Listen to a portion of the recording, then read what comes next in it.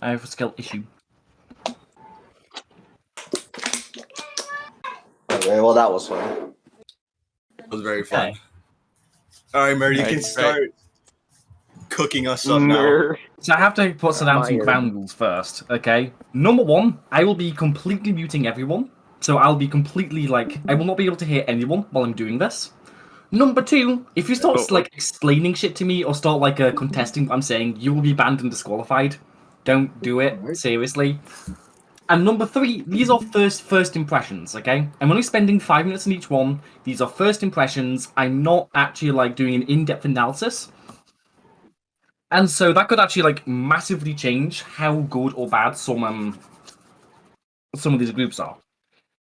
Because obviously more complicated groups need a bit more time to digest, a bit more time to think on them, a bit more time to chew on them.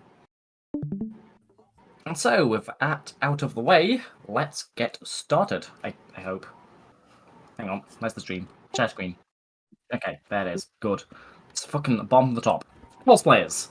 Red Green Rider all about getting and using vessels called cringe.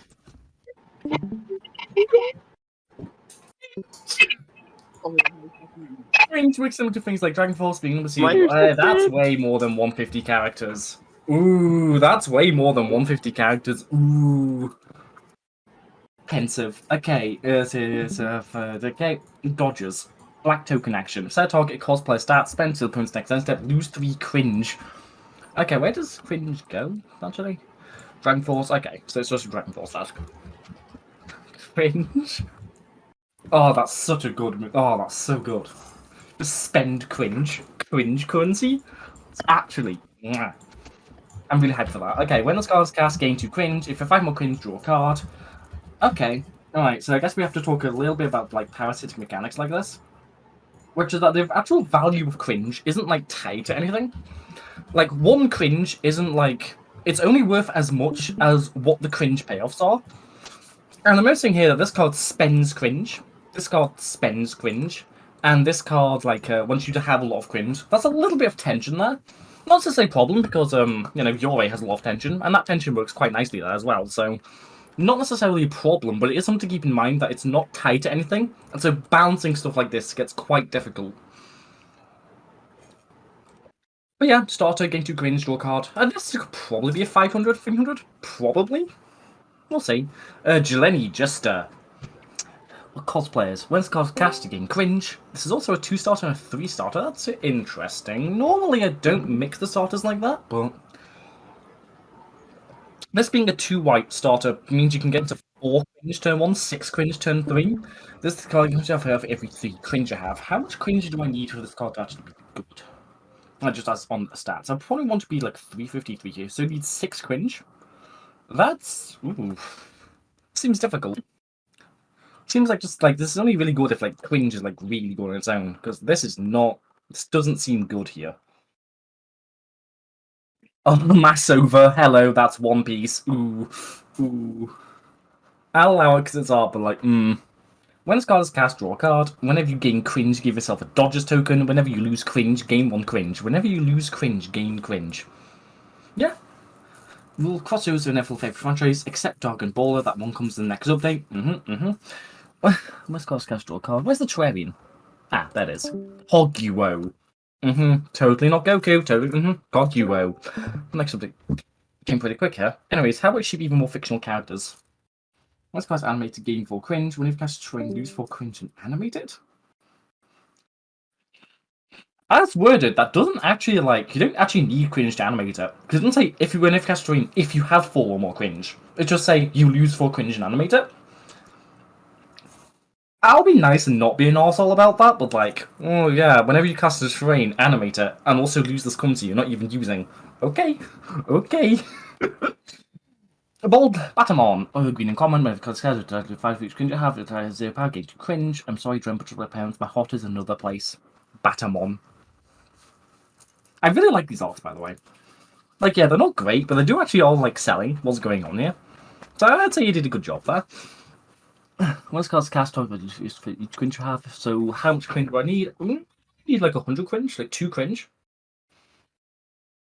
This is, I feel, probably like the best card in the group, and it's a little bit of a shame. I mean, that's the thought. It's a little bit of a shame. It's like just like a generic answer threat. But no, this does work. This does work as a card. If the card has safe hacking to cringe. Okay, Shadow. Totally not. Totally not. Totally not Shadow. Totally not Shadow. You're not even my real dad's sand tail under.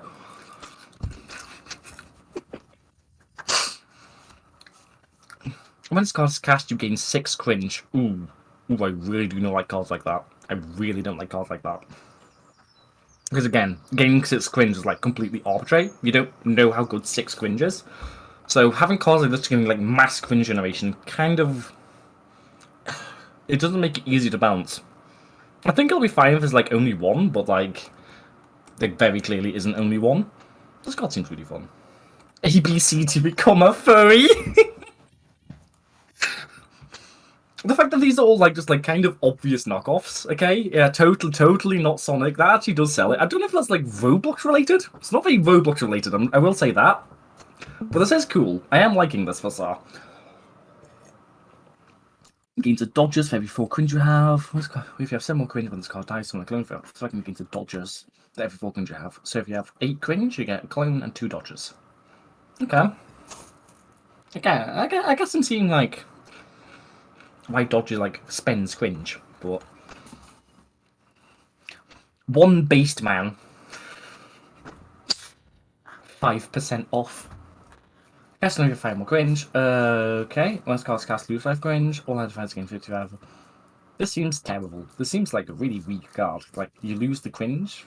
Like, is it you lose the cringe and then all the creatures gain power for every cringe you have? Or does, like, the cringe you lose count towards that power buffing? Yeah, I think it's supposed to be, like, a payoff for being, like, cringe, but I don't think it's actually working as intended there. We'd have to think. Like, how much... I would need 8 cringe, I guess? Again, that number 8's coming up a lot. So I guess 8 cringe? Like and subscribe for boyfriend. I want a boyfriend. When this card's casting, what about 5 from cringe you have when this card destroys another gives you 2 mana cosplayers and you lose 5 cringe. 5 whole fucking cringe, holy shit. Wait, when this card destroys another? So your opponent can attack into it and make you lose cringe. That's a bit weird of an interaction. It is just power buff, and it's like, oh, 200 health. This seems woefully underpowered, in fact. No, it just gave cosplayers, and it can give itself. I'm going to assume it can give itself, because it is also a cosplayer. So you do get those loops that people hate. Just because it's true. How many cosplayers are there? 1, 2, 3, 4, 5, 6, 7, 8, 9, 10, 11, 12. Alex Kilowatt. 12, so 2 divided per, so that'd be 2 times. Let me get the maths out. Hello. Yeah, maths. Okay, 2 divided by 2 1 minutes.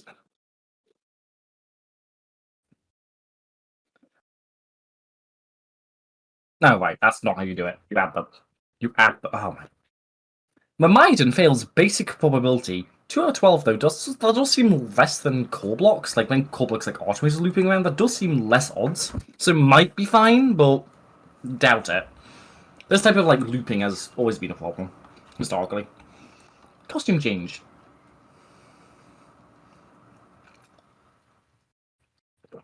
Just taking a drink. Random cosplay files, turn all of them cost 1 less to each story, you have 15 more cringe. In armor, you can call it anytime, any time. Cosplay files, turn all of them, they cost 1 less of each stud if you have 15 or more cringe. Okay. Like, how am I getting 15 cringe? How am I getting 15 cringe? This is making me lose 5 cringe. If this is making me lose 5 cringe. It's not like a Megatoki where you have like 1 card that just like gives you like 20 like cards in graveyard, like basically free. Or like, Yeah, this is like the problem. Like, this is just like this cringe mechanic is not tied to like any like actual game action other than just cards that give you cringe. And like Omega Toki, like trapped spirits, that's tied to cards being in your opponent's graveyard. So you can like make them like mill cards or like do stuff to get more stuff in the yard more easily. Because it's tied to system mechanics. Whereas this isn't tied to system mechanics. It's just a bit That definitely is like my biggest criticism, like this lack of like tied to like cringe. I would like to have tied cringe to like an actual game action. Like whenever you do something that is cringe, somehow you gain cringe. Spending cringe those. Oh. Okay, Alexander Clark. Cosplayers, Green Lid Note. When this card is cast, give yourself a Dodgers token. You can't lose cringe this turn. Okay, yeah. I like this. I don't think it's actually like the payoff for this deck. It is like nicely sad. I will go with that. That's some nice. Is that a nice stat line actually? Oh no, it's not. Never mind. A little bit underwhelming to be honest.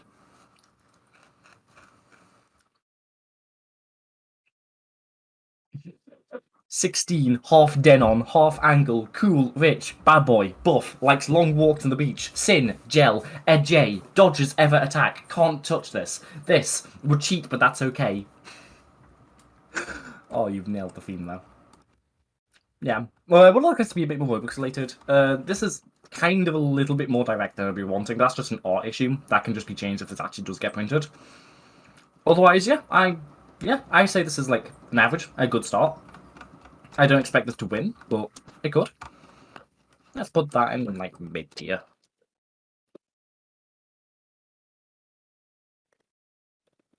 Okay, what's next? It got pinged somewhere. It's in general, I'm not reading it. High schools. Blue-green group made around changing your grade. Okay. Seeing codes in the group against each other, and other card plays to benefit of both. Changing your grade. Okay. The grade levels are as follows: F, D, D plus, C minus, C, C, A, B, starting grade. Oh, is this another of like the system mechanic? Oh boy. Okay, yeah. Less instantly funny starting grade, but like I do think you can like have a bit more flavorful stuff going on there. Like cards that say like punish you for like not studying, so you'll lose grade, or cards that make you like really crunch out to gain grade. I do think there's more ways to tie like the actual flavor of the cards to this grade mechanic a bit more. So that could be better. We'll see. When this card is cast, raise your grade level by 1, then search your deck for a blue high school card if you have a grade of B or higher. Okay.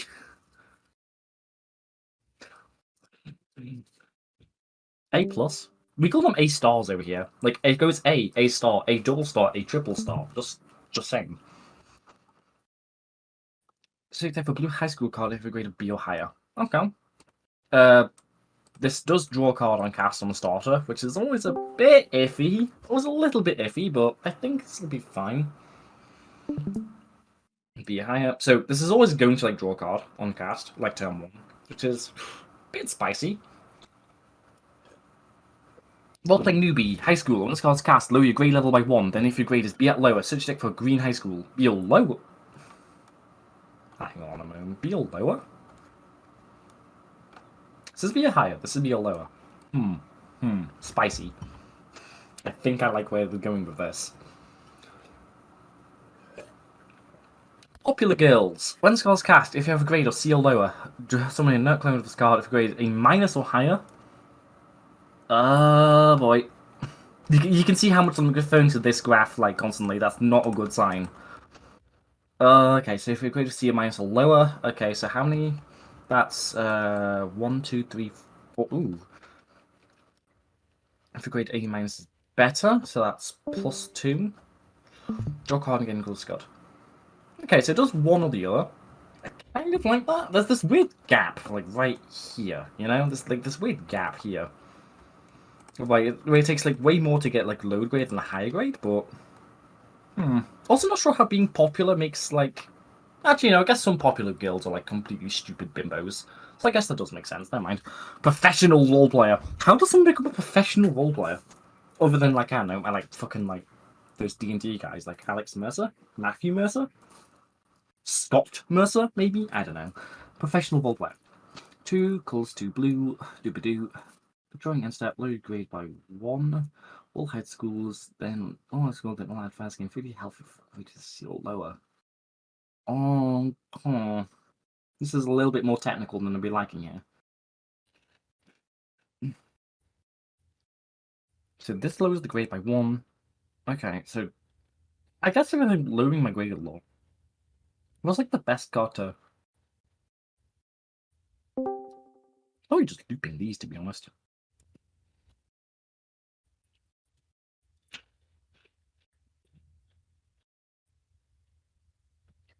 How does loitering raise your grade? Surely skipping class will make you lower your grade. Ah! Enemies lose 100 power if your grade is A- or higher. Okay, I can see why that makes me want to lose the grade. I can see why that makes me want to. Oh, this raises grade, right? Of course, it raises grade because it's why would the loiterer raise grades? How is he studying? How is he gaining knowledge? He's loitering. You ever seen a loiterer gain grades? I haven't. Whenever your grade is lowered, you gain a green stud. Whenever your grade rises, you gain a blue stud. Cool. Nifty. Music spammers. Oh, yeah. That brings me back. That's a really cool flavor note here. I'm not sure how it relates to lowering or raising grades, but that is actually a really nice flavor note. I'm really happy to see this. Sporting kits. Whenever another kid causes your grade to rise, draw a card, then raise your grade by 1. Doesn't this go infinite with 2 copies of itself? Hang on, this goes infinite with 2 copies of itself, doesn't it? Because you play 2 sporty kids, okay? The first one raises your grade, which goes the second one to raise your grade, which goes the first one to raise your grade. I guess that only goes as far as you have grade 2 rise, but I'm not seeing a lot of ways to lose a lot of grade real quick. Because yes, it's fine, but also, ooh. That's it's terrifying cool, you know? It's cool in a way that's a bit scary, a bit terrifying. I do like how it's sporting though, lifting people up because raising grades, repeatedly doing something to gain sports. I do think that works. Okay, Creeper Janitor. Whenever the card causes your grade to be low, target allied high school gains 50 health and power, lower your grade by 1. This just goes infinite with. Oh my. Again, I guess they're also rare, so it's not easy to do the get 2 of them and just destroy your grade. But also it's not an interaction I think is either A, intuitive, or B, healthy.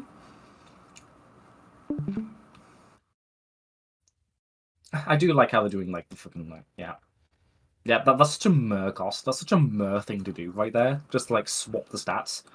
Signifying. Yeah, that's such a B thing. Total failure. What's a class? Okay, 6 colours for this has to have a really good effect. There's 15 total high school calls. When you draw 3 cards and set your grade to F. Oh. Oh. Poor thing. Poor thing. I want to bounce this thing and just draw a bunch of cards.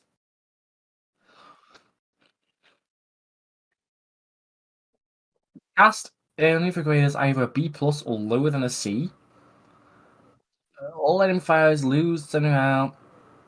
Okay, school VIP Zachary. Yep. Rich bastards like that. Quite normal. Those are some really thick exam books. Holy shit. Look how thick they are. Sorry, I wasn't expecting to get fucking distracted by thick fucking textbooks. My apologies. School VIP Zachary. Okay, yeah. Fun to show my riches. They just adore it. So people slow and see on the distracted looking for 1 turn. Yeah. This seems to be a good payoff. This is a pretty good payoff. Pretty annoying payoff. No one likes AoE locks, especially when you can stop bouncing them. So because that is an AoE lock, we do avoid those nowadays because people fucking hate them. For kind of good reason, to be honest. So not keen on seeing that here. Principal Game Pass. Once cards cast raise, then lower your grade by 2. I thought just raise was a new keyword, real quick. Okay, raise and lower your grade by 2.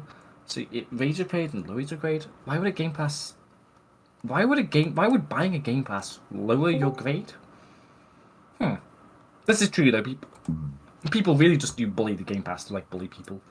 Oh, I guess it's okay, them lowering the grade is them bullying your opponent. I guess, like, bullying the opponent with your Game Pass. It's a little bit weird there. I think that could have been, like, mechanized a little bit better there, but that actually is a good note. People really do like those Game Passes to fucking abuse people. During an set raise no grade by 1. I really don't like stuff like this. I really don't like stuff like this. Because, like, it's kind of arbitrary in a way that, like, okay, so you raise your grade and lower your grade. How does this do anything? Like, you have to, like, read other cards and, like, find the interaction, which is, like, this card, wasn't it? To actually, like, make it make sense. So I'm not really a fan of the raising and lowering grades. I'd rather this just lower grades by 1. Or just this just not, like lower grades at all. So I'm not feeling that one. Principal. Where'd the principal go? Where's the principal? Oh, there it is. Okay, so someone this... Okay, so someone's with this effect. Okay, right. That's double gen? This is double white. This is double white gen. Okay. Report card. When this card is cast, if you have at least D, at least a C, at least a B, at least an A. Okay, this is really good flavor. This is really good flavor. Although, setting your grade to C... A bit weird there. A bit weird. And again, I have to run, like, what's the value of setting my grades to C? I have to keep, like, searching other cards to, like, figure out, like, hey, is like, C, like, something I want? As compared to cringe, it's just, okay, I'm just raising cringe as much as possible. So it's, like, not difficult. With this, it's, like, because it's, like, swapping between two states, I need to know, like, the relative value of both of those states. And because they're not tied to system mechanics, I can't quite, like, figure out their power level just by, like, or even what they do, just in my head, really quickly. So that's a little bit of a problem. Report card. This card, so it's high school cards. Of course, it's legendary. High school extra flower. The opponent loses 2,000 life. This type of burn I wouldn't put in green blue, but that, yeah. I like this. Okay, so this was a bit more middling. Yeah, there's some good stuff here. Definitely some good stuff. I really do like the concept of grades. Maybe not this exact, like, implementation, but, like, concept of, like, raising and lowering your grade or, like, trying to study more. I did like that. You did, like, hit the notes. Like, some really good notes here, especially with the fucking total failure. So me. And, like, Principal Game Pass. So, like, you hit the flavor notes, like, quite well. But, like, the main thing is just that I can't quite tell how good these cards are, or even, like, what they do, just by looking at them. There's this, like, entangled web of mechanics running around. Because of, like, grade has no, like, real value, and you're swapping between two states of grade. And also, like, sometimes having a lowered grade is good, which is, like, really counterintuitive. Surely, like, if you have a grade, and you want a grade, you want the highest grade possible? Like, why would having a low grade be good for you? It's a bit dodgy. So, yeah. I think that's my opinion on, what were they called? Highschoolers. Okay, I noticed that was like way more than 5 minutes, so I'm going to try to speed up. Transit. Take a drink first. I talk so quickly. Mono blue group.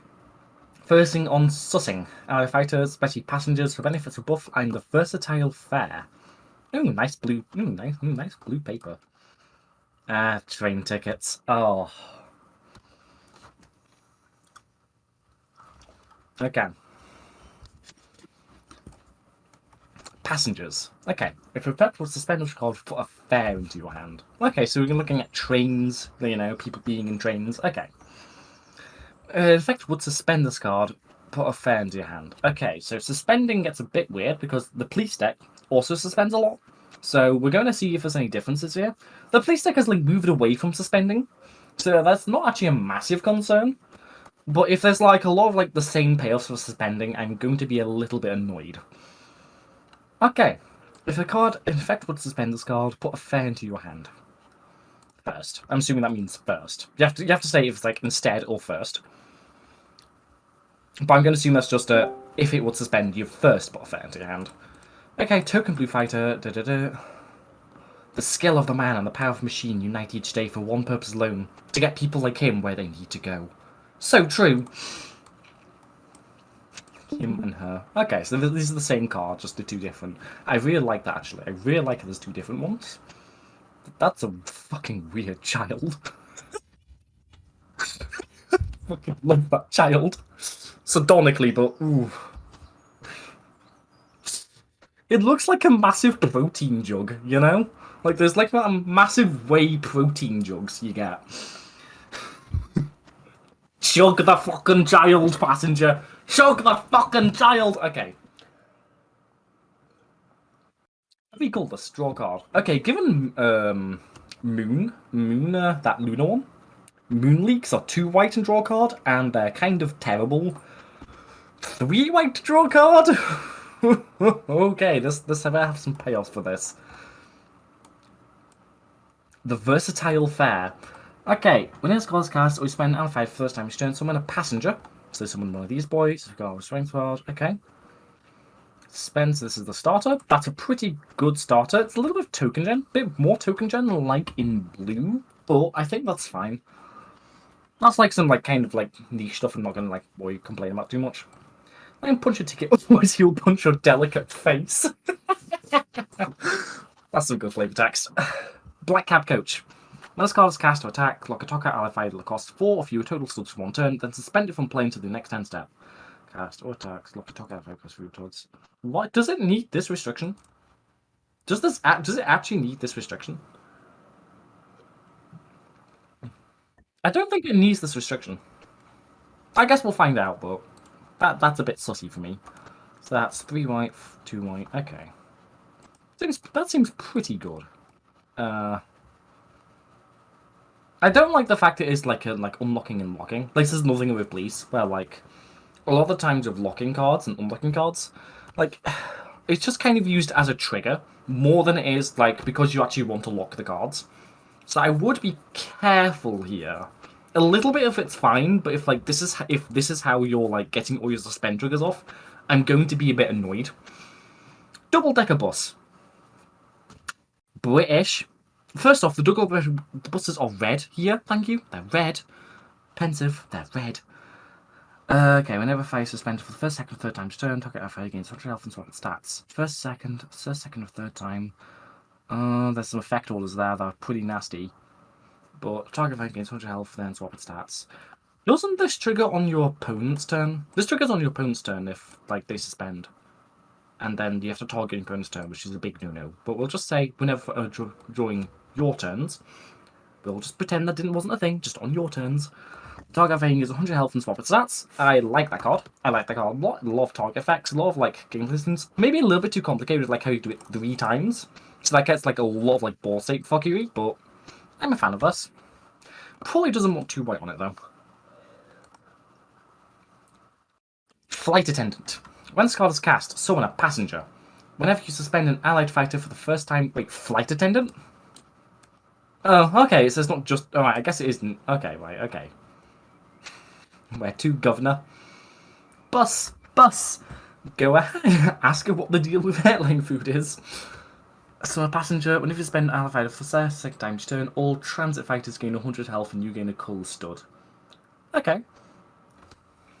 This is a day of like suspending to like transport people. That actually is like kind of good. I do like that. Whenever an fight spend for the second time transport. Okay, so how this is the suspending. Okay. Traffic controller, once cards cast, spend 2 target fights until your next end step. Switch deck for a fight with 6 or more total white. 6 or more total white studs? When it costs 2 white. And this card's 3 white, and that costs 2 white, and that costs 2 white, and that costs 3 white, and this costs 3 white. How many colour studs are you jetting for this to work? I do actually really like this card. Like, so just take a card that costs 6 or more total white total studs. 6 or more white studs. I actually really do like that. That total shouldn't be there, but that's fine. I actually really do like this. I really like this card. Rush Hour. Summon 2 passengers, then suspend all allied fighters that cost 4 more until the next end step. Okay, so this can do some really nasty shit.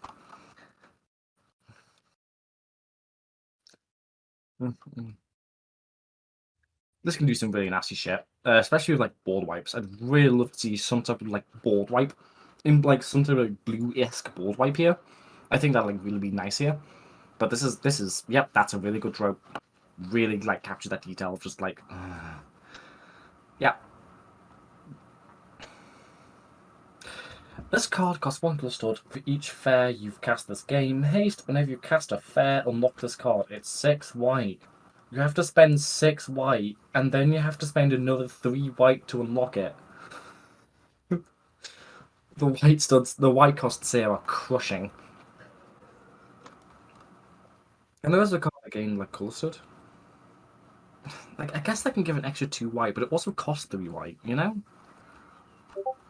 Like, there's definitely like too many white costs on these cards, and like they do have like these expensive white cost cards. I do love that. I actually really do love these types of costs because they promote like a lot of really good gameplay that I'm not going to talk about right now.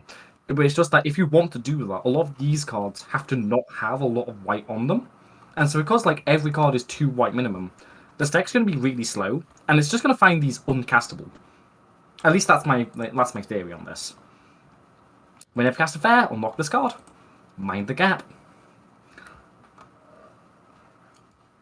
New Jerseyans when a new pork roll drops. This card costs 1 color stud for each fair you've cast this game. When this card is cast to attack, suspend 2 target fighters and lock an enemy fight for 2 turns. A target enemy fighter, I imagine. I'm liking this. Like, suspending to like get this big damage route. I would actually give this a little bit more power.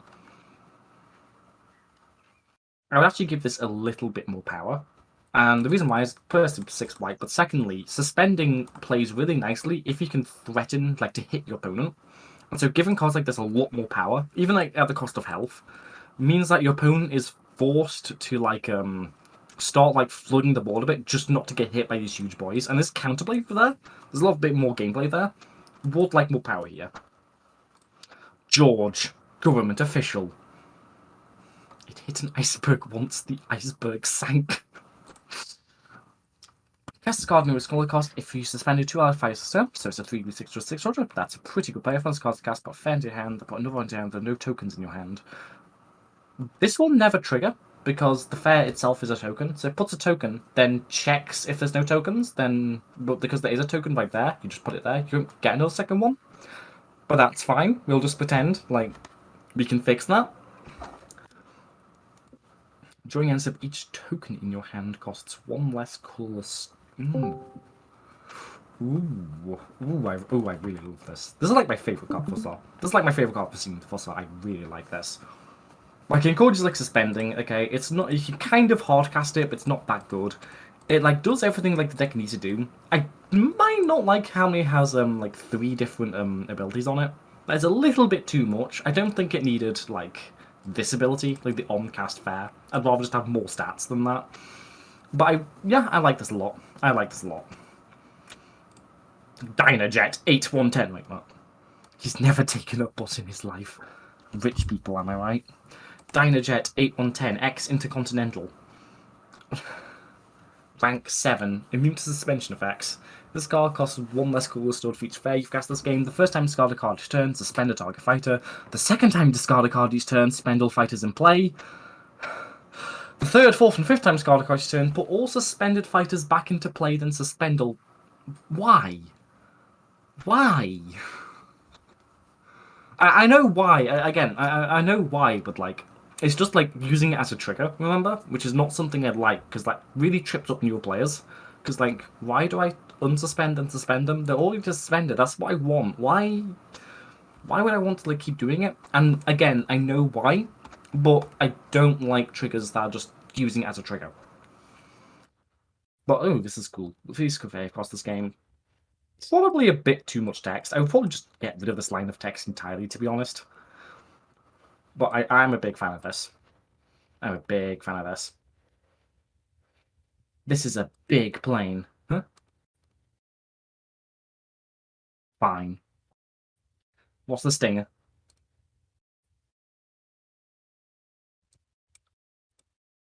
Oh, right, I have everyone muted so I can't hear it. Well, I'll trust you people that sounded great, because I can't hear it right now. Credits. Plays Castle. You don't understand Syria of building its public transport system. I fully support the Blosscore transport system and believe it has no major issues. This is actually explaining, but fine. That's pretty funny.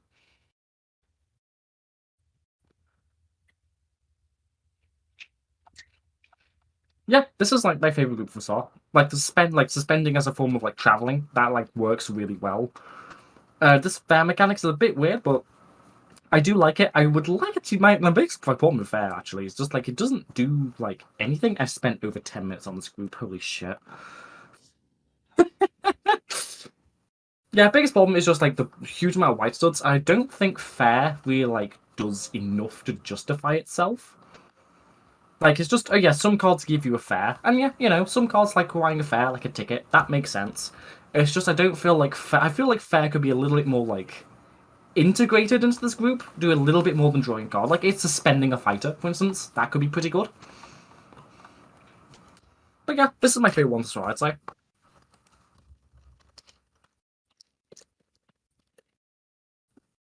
Okay, where are we at next?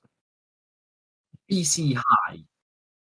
So yeah, this is another high school. Oh yeah, another thing about shit. Another thing about transit actually is the fact that come on, say the words. This completely counts the prompt. Like it is. This is just like slice of life in like Roblox High School. You know, people do roleplay their transit stuff, like airline stuff, all the time, and this does feel like completely different than anything else going on here. So I will give props there. I really do like this. BCI. Bro High School name. Homeroom. Okay. Art class. Okay. Science class. Math class. If your attention is divided by added distractions, multiply your mental traction by doing a bit of simple subtraction. Fuck off and die. Fucking Thorophian. Fucking Thorophian teaching a bunch of high schools. No idea if they'd ever do that, but that's funny. Recess. History class. Gym class. School's out. The school's alive. How many fucking tokens is that? Holy shit. School's alive. Where's the... Okay. Oh, okay. I'm just going to have to look up both these at the same time. Okay. One moment, please. Just rearranging.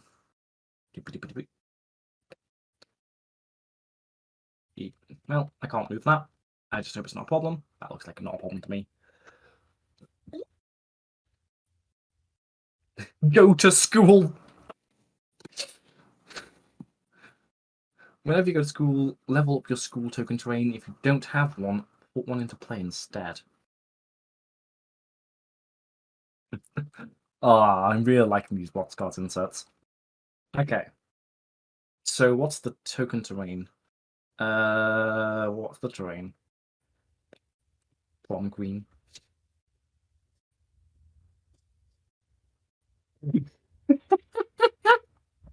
Okay, sports team. Nerd. Really? Class change. Tax the poor. GTS boy. Iced. Smart boy. Prom queen. Where's the train? Is it? I don't see. Is it this? Okay. Tokens. I guess it's token black terrain. Once the card levels up, give yourself a random block or high card that's a different color than target fighter. Okay. Art class, so this is level 2. Art class, science class level 3. Okay. Right. Are these completely different effects?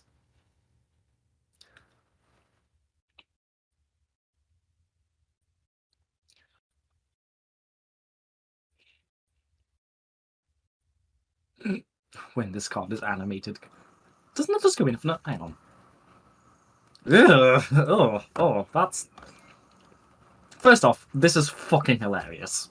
This is actually just like stellar. But also, when you animate the go to school, you gain a school terrain. Don't like that. That creates a lot of like loops that I'm not a huge fan of. Or like a lot of it's like kind of infinite as you have white studs. So I guess it's fine because it is like fairly weak. It's like a 3-inch terrain, but like blocks off players hopped on blocks cards, high RP, OMG. Okay. Go to school. Whenever you go to school, level up your school to range. To play instead. Token.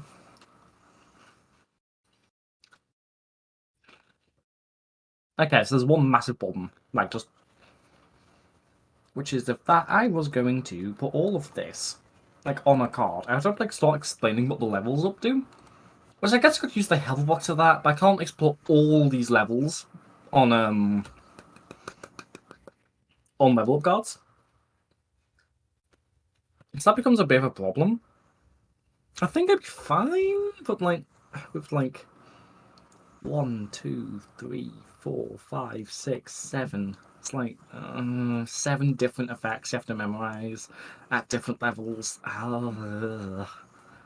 Maybe it'd be fine, but like, ugh. Okay, actual cards. Nerd. Nerd's the first one. Are these in Jocker? Oh, are these completely different? Oh boy, smart boy.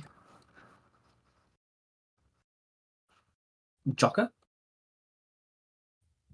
Okay. That's a moth student. Are you using a Jocker anywhere? Hello, Jocker? No Jockers? Oh, that's a token. Is that a token or? Hang on. The fact I'm being this confused kind of implies that this is not a good way to make your submission. By the way, just saying. Did I? Against school stored. Where the fuck are the Jockers? Jocker? The sports team summon a Jocker. Okay, so that's another token I have to keep track of. Okay, oh my. Yeah. Okay. This sounds great. Okay, we'll just. Okay, nerd. 2 white comments. So this is a start on 2s. 2 group. So I'm expecting like something kind of floody here. Once cards cast to go to school, then in school is level 3 high, so check for beliefs in high card. So when you cast this, you just get go to school and then you draw a card. I'm liking the fact that if you like level up your like school a bit too much, you just get a big payoff, and you have to start over again. I actually do like that a lot.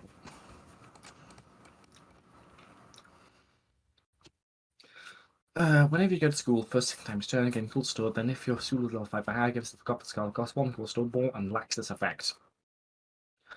Second times turn, again, cool stored, then if you're. This is also again a little bit of an arbitrary trigger, but I'm just seeing when this card is cast, go to school.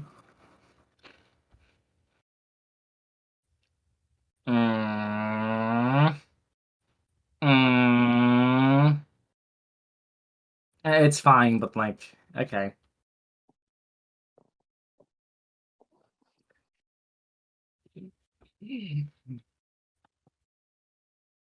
GTS boy, go to school, draw a card. On just like a little like cantrip like that. That's actually interesting. That's an interesting card.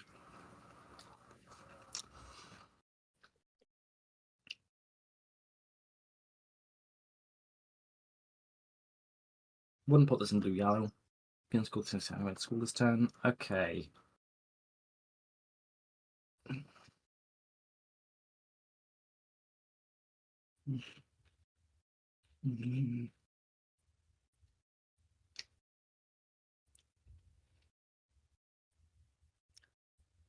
Okay.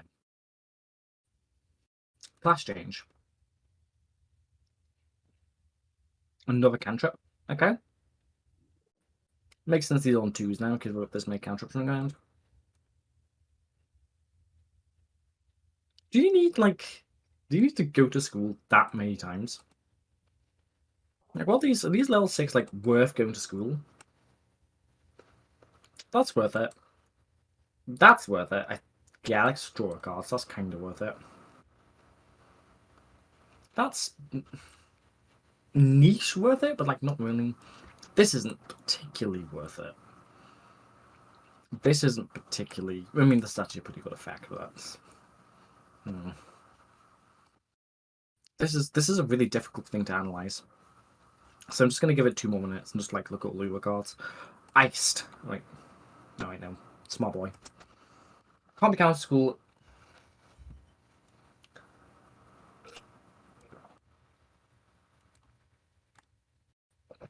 Always a scary combination, but that's fine. When you discard your first and second card each turn, go to school.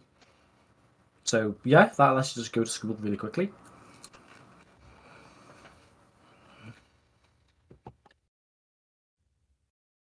joker, then if opponent knows 3, 5, or 7. Why are you making me do maths like this? If I had like 4, I have to play this, and the smart boy can discard. What's this? A second. Give yourself another joker with haste, and now I have to keep track of which joker has haste and which one doesn't have haste. Okay. Oh. I'm actually struggling a little bit, like, mentally keep in head everything going on here. Because all these effects I have to, like, memorize. And secondly, like, you have jokers with haste and jokers without haste. That's going to trip up some players.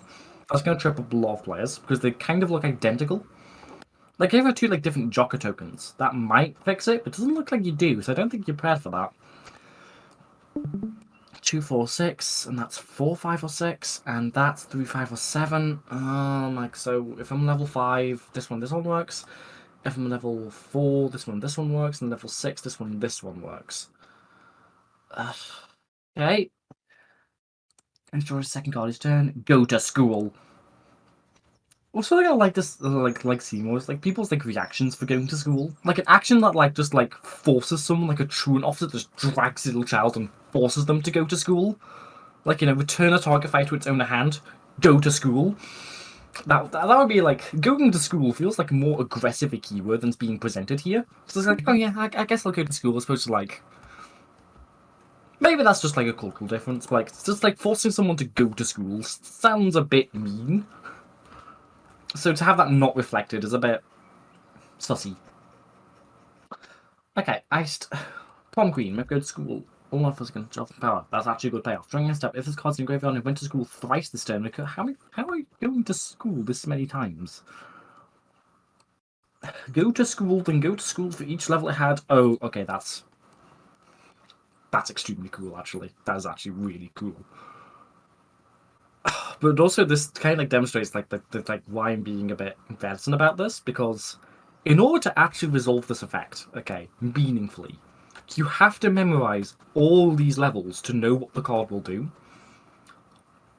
Like if it's at level 6, okay, you have to know what the levels 1, 2, 3, 4, and 5 and itself does. And not actually itself, but like you have to like know what all of these do.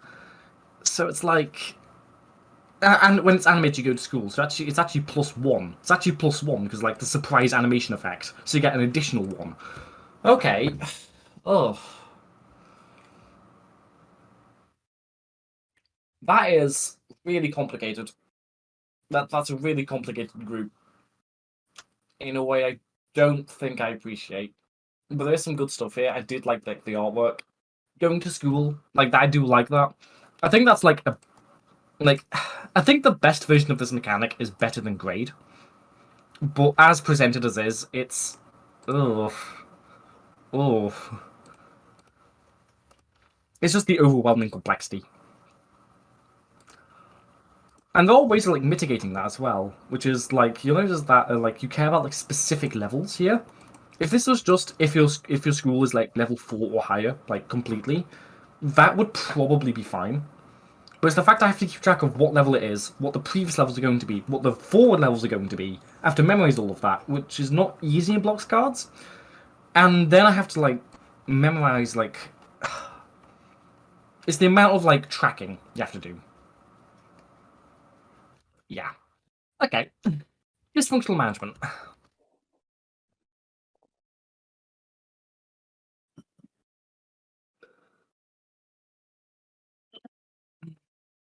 Special moves that ancestors pass effects, use effects, and honestly based its effect.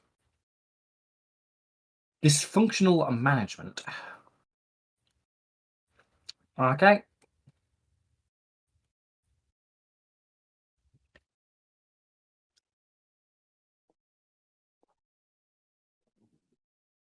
Keep its fighters ironically in play in exchange for its facts, 150 characters max. Okay.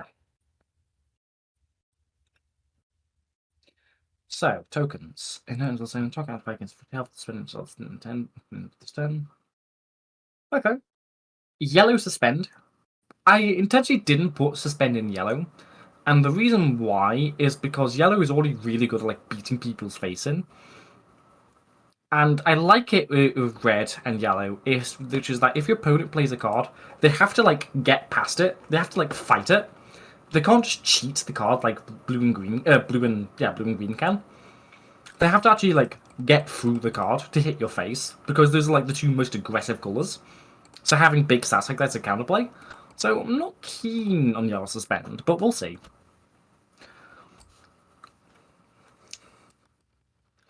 Dysfunctional management. So this is going to be work at a pizza place. When this card dies, give yourself pizza! When this card destroys itself, if it's been played for 2 or more turns. Okay, oh no, oh no. Oh boy, that's some tracking. Oh boy, tracking, my beloved. So I guess because I've been using this word and haven't explained it. Tracking is the amount of things you have to like memorize or note what's going on while you're playing the game. So like a card that has like a shit ton of tracking would probably be Search the City. That's like a really big one.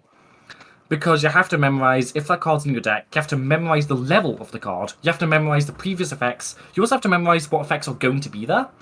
And furthermore, your opponent also has to like memorize these things to do like to play optimally.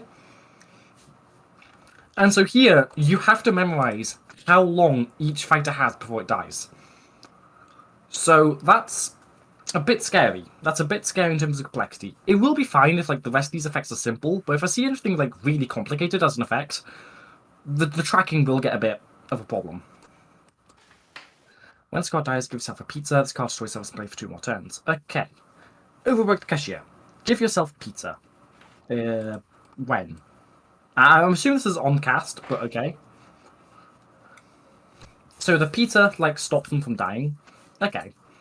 I'm not sure how, like, the pizza stops them from dying. I'm not sure why that works. I'm not sure, like, what the flavor is here. Like, you eat the pizza, and then you don't, like, die? This could work. Like, if you like really like plays on like pizza's the only thing keeping the pizza employees alive, that could work. But we'll see. Cashier, give us pizza and suspend fighter turn so for DM fighter. Powerful. The valid's in yellow again, but yeah, I like this. Suspend a target allied fighter. That's fun.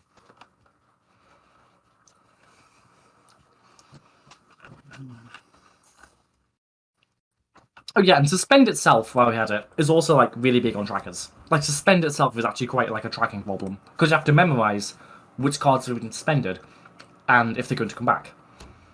So you have to memorize the cards that have been like already suspended because you don't see them. Tracking is bad, by the way. Like it's a necessary evil for like a lot of effects, but you have to like justify the tracking. You can't just sprinkle it on willy-nilly.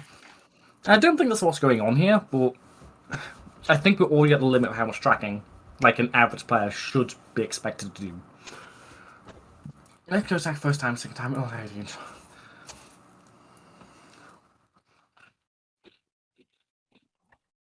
Does the depower happen before or after the suspend? I actually don't know. Really cool interaction if it does. If it happens like after, before the suspend. So you get to keep the power to suspend it.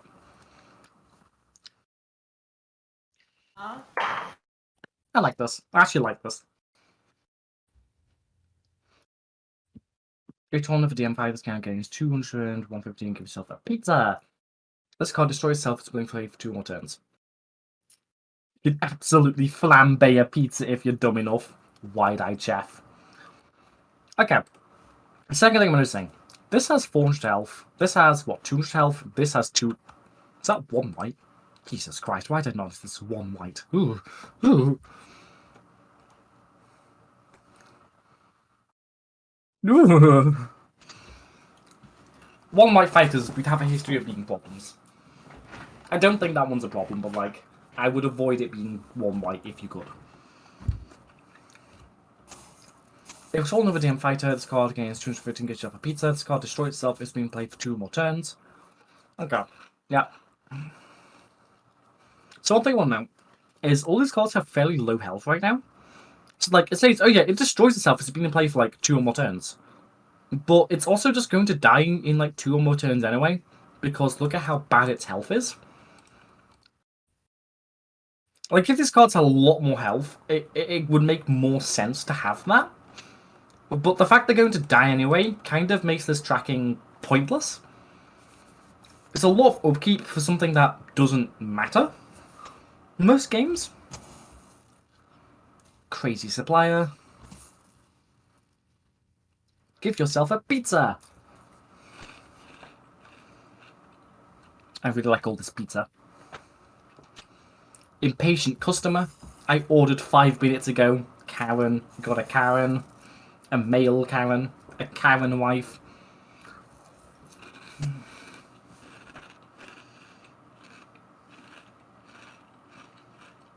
Just consuming Clash. One moment.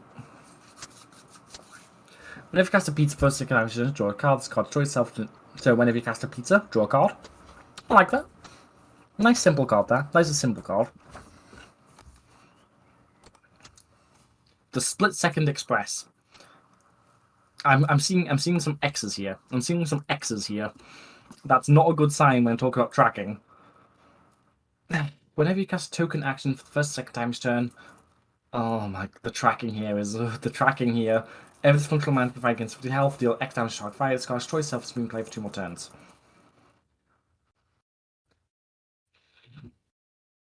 First off, actual stat line, so you have to keep suspending it. Thank you. X is equal to the number of token actions you have casted this turn multiplied by 50. So again, you have to keep track of how many token actions you've cast now, in addition to all of this and the suspending. It's kind of a good thing this text is not important. Because if it was, this would be a little bit much. Maniacal Manager. All allied fighters gain strong immunity and suspension immunity. Whenever you cast a pizza, all allied DM fighters gain 50 health and power. I assume this is when cast. Whenever you cast a pizza, all allied DM fighters gain 50 health and power. Yeah, makes sense. Again with like low health. Again, I'd rather just have these stats swapped a bit, so this actually can die. Oh, it didn't die this time. Okay. Fair enough.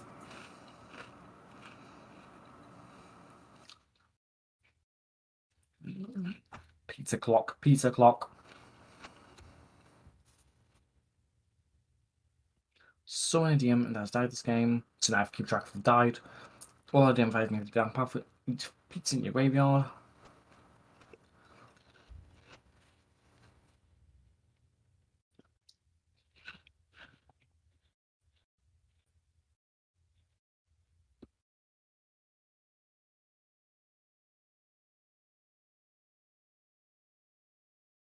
Okay, this is extremely cool. This is actually extremely cool. I really like this card. Really like this card, in fact. I would probably make it suspend something when you cast it, just so it always does something on its own, but choose your job. Where's the job choosing? Okay, right.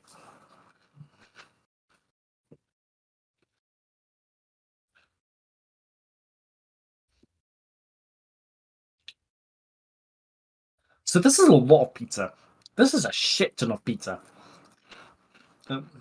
Which I kind of like.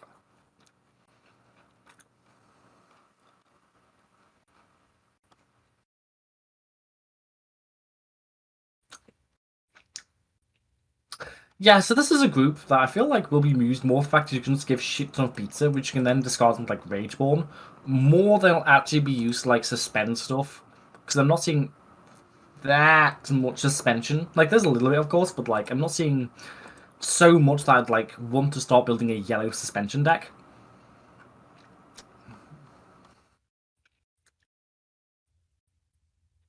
So I do think this is more just mass discarding pizzas. But I'm down for that. I like discarding pizza. Fuck pizza. Legal business practices. You have violated the law. Your stolen goods are now forfeit.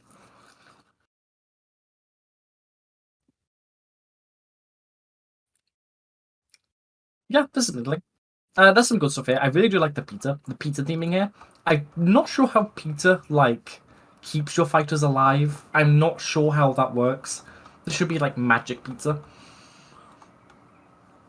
But the themes here, overworked cashiers, instant new hires, you know, work at pizza place.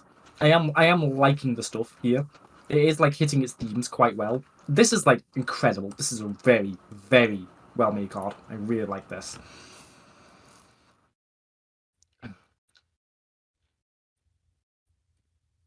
But the biggest problem is just it suffers from like the amount of tracking, which is like partially because it has all these like it destroys itself effects, which don't matter because they're going to die in 2 turns anyway. So like, why is it there?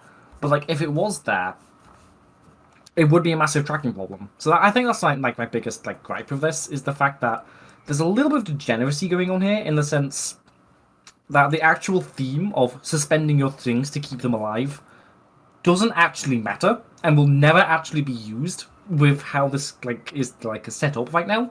That's more of a balance problem than a design one. So yeah, I think this is middling. I will note it's also touching on like the same themes like cash grabs. It's like this feels very cash grabby, you know, in terms of like, you know, all these cooks, like in a maniacal evil manager, you know, feels a little bit cash grabby. But I'm fine with that. I'm going to get a drink. I also noticed I've only done 5 in an hour. When I'm supposed to have done 12 in an hour. So, sorry. This is going to be a long one. A long haul. Sorry, people. I need to get a drink first, though. Because my throat's a bit raw.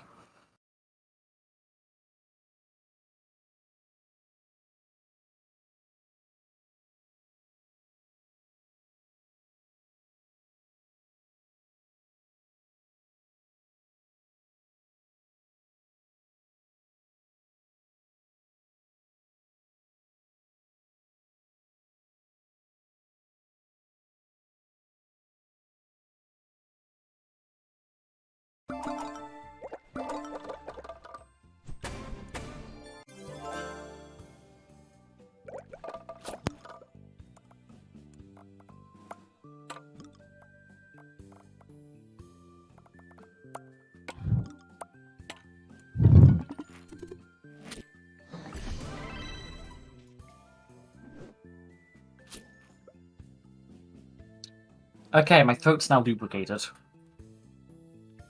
Characters. Transform group Cosplayers would like to play an average city roleplay game. Okay, characters. That's one of these. Don't like it when they do it this way. Like, it's not a problem. I did say in any order, but this is just a little bit hard to parse. Okay, are these in order? I guess we'll just look at the art first then. Admin.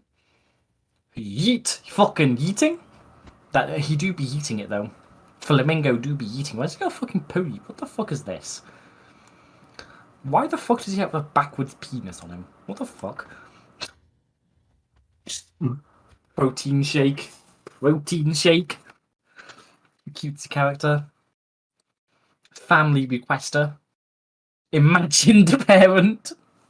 She should be transparent because she's imaginary. Fucking protein shake on the swing.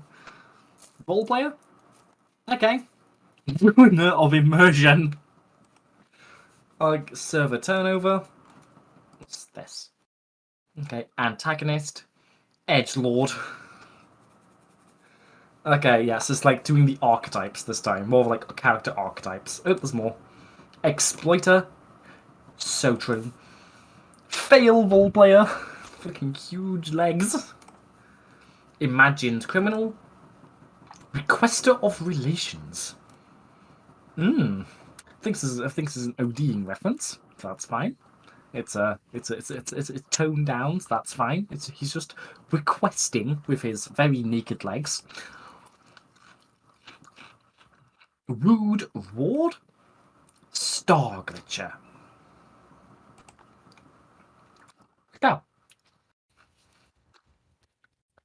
So this seems to be like a very honest, very straight character. Very just honest in terms of like theming. There's nothing too spicy going on here. So okay.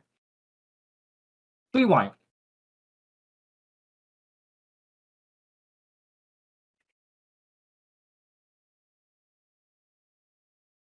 So that's 50 damage every. Oh, hang on. Doesn't this just Hang on. Turn 2. You get 2 of these, and you play this, and this attacks. You deal Elangs. This seems not okay. This seems not okay. We'll find out, but like,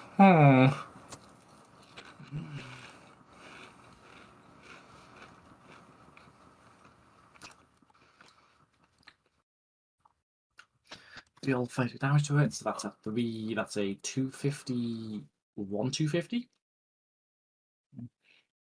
Farps. Me when I farp.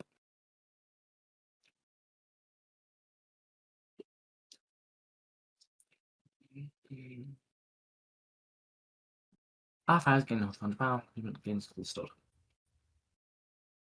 Some games can be inspired by letting you rob other people. This is true. Okay, total hundred price when lose closer to that, so gain health power, your opponent loses gains a cool stud. Okay, so losing and gaining. Yeah, because you're stealing back their money. Okay, I like that theming. It could make explain a bit more. I think it's like should be like imagined thief or imagined robber more than imagined criminal. If you're gonna go for that, but I like that. Probably not going to be 3 white though. Okay. It gains 150 half each red character you control. Okay. Hang on. Hang on. Are these going to be green characters? Hang on. Summon a baby.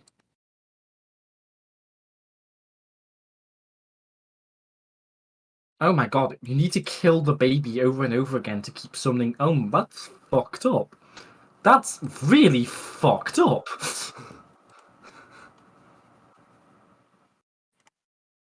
That's...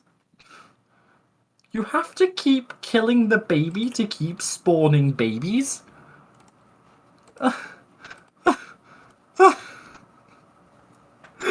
Oh no! Oh no! Let it be known, smiley gore, smiley gore, all that jazz. That's a problem. But fucking killing babies over and over, that's a problem.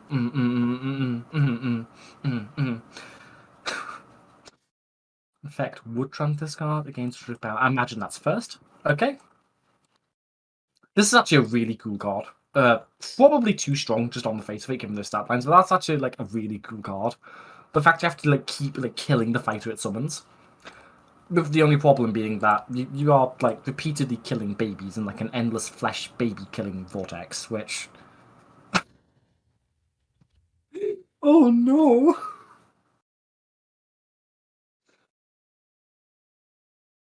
Okay. Summon a baby, all against health. Okay.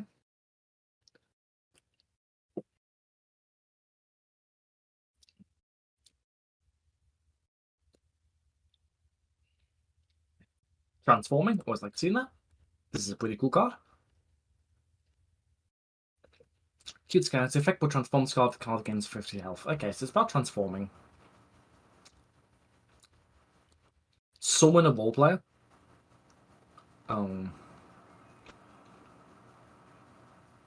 What's a role player? No, seriously, what's a role player?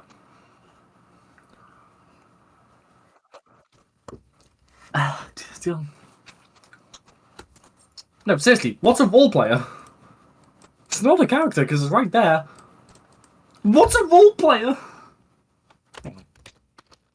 Role player. Fail role player? Okay. Oh, it's right. I just skipped over it. Okay, I'm just stupid. Okay.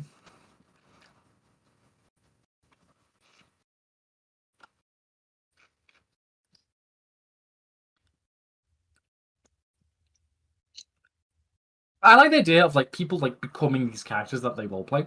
That's a very honest, very straight interpretation of what's going on.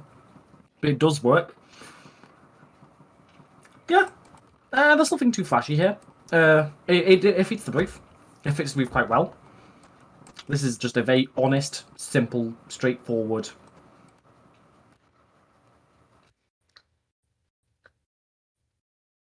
But bad roleplaying. Is that Oh, right, you mean in terms of like Godmodding effect? Okay.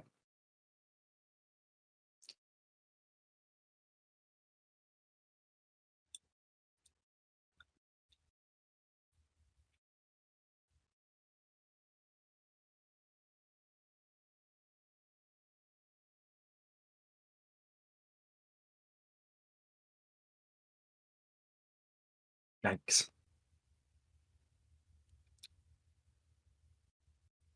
Okay. Okay. Yeah, I like this. A little bit. This is a very straight, very normal. The fact that like the best part's probably this, and like they care about red characters for some reason, which is a little bit weird. How like all the red character cards only care about like red characters. I'm not sure what's going on there, but when I analyze this deeper, that'll make more sense, I imagine. I'm actually think it's getting on a bit.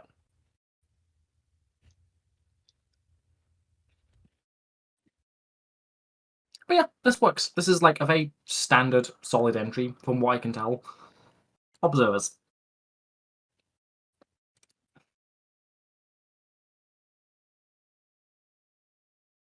Uh,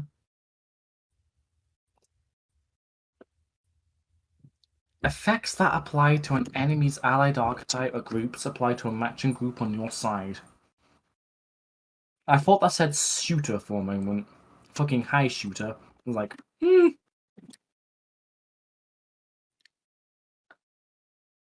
Effects that apply to an enemy's allied archetypes apply to matching archetypes on your side.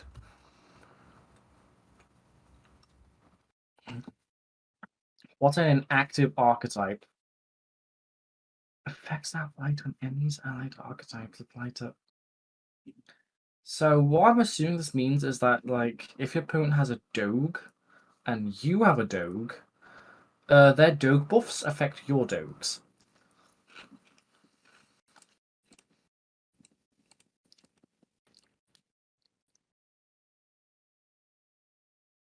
These are cool. These are cute little artworks.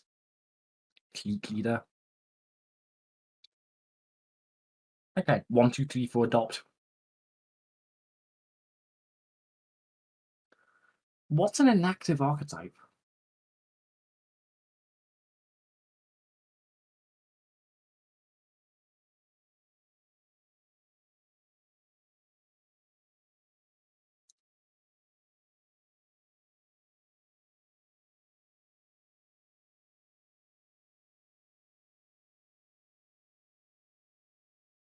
I don't get this. What the flavors here? Like observing what exactly? Like yeah, okay, high schools, high schoolers, and there are the tropes here, but like, what's bolding? Out of character?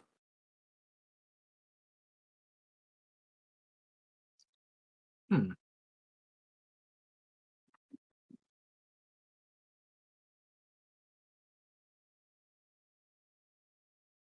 Not sure what the flavor is here. Really not sure what the flavor is here. Really, okay, whenever it dies, the most archetypes. Okay, so it's giving archetypes. That's also not completely uncodable, by the way. Multi archetypes are not real, but we'll just not. We'll just pretend that's not a thing. Give archetypes to inactive archetypes. What's an inactive? What's it mean for an archetype to be inactive?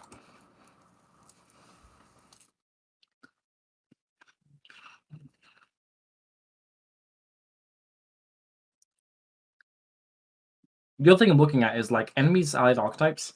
This does nothing if opponent's not playing like cards that care about cards in their group. Like if they're not playing a grouped deck, then this doesn't do anything. So I'm just gonna quickly check that there's like actually like notice in that.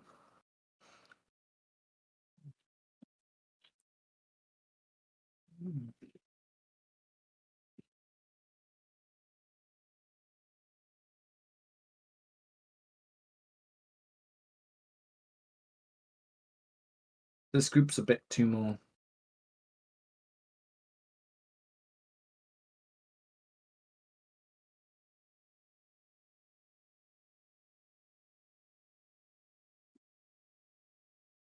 Okay, so I'm seeing the theme of like having multiple groups, but I'm not sure how like the artworks or like Meep City relates to having multiple groups. And what's it? What's an active archetype? I'm assuming it's just an archetype that's not in play. I'm gonna assume it's just like an archetype that's not that a fighter doesn't have right now. Choosing at random, so I can get like communism, because there's a communism like groups. There's one called communism.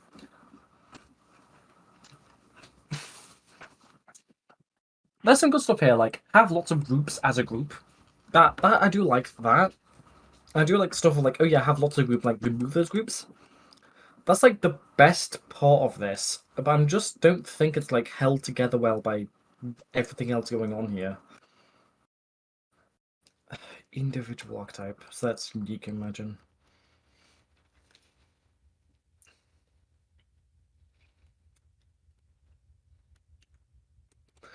Just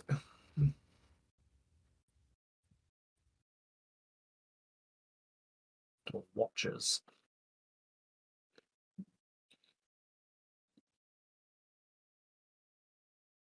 And if you remember what I said about tracking, like you will have to start tracking like what groups each card has,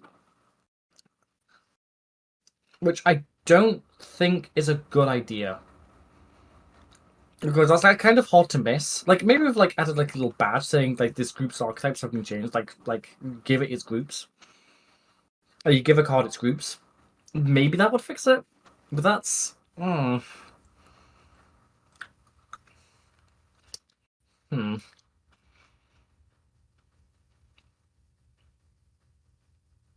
Yeah, I don't think this is a. I don't think this is a winner. Okay. Delusioneers.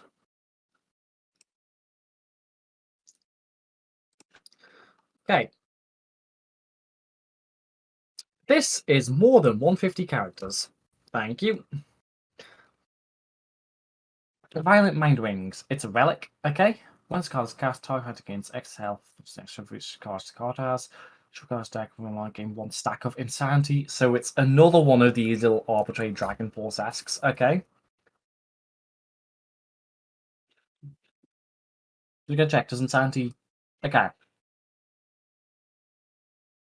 So, you know, Slice of Life Roblox RP, people do like the fancy hats. If it's just these hats, I'm going to be a little bit annoyed. But I do think this could work.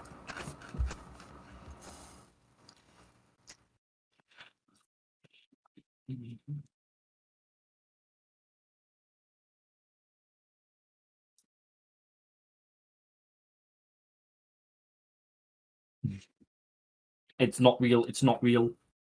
Wait, why is this one normal?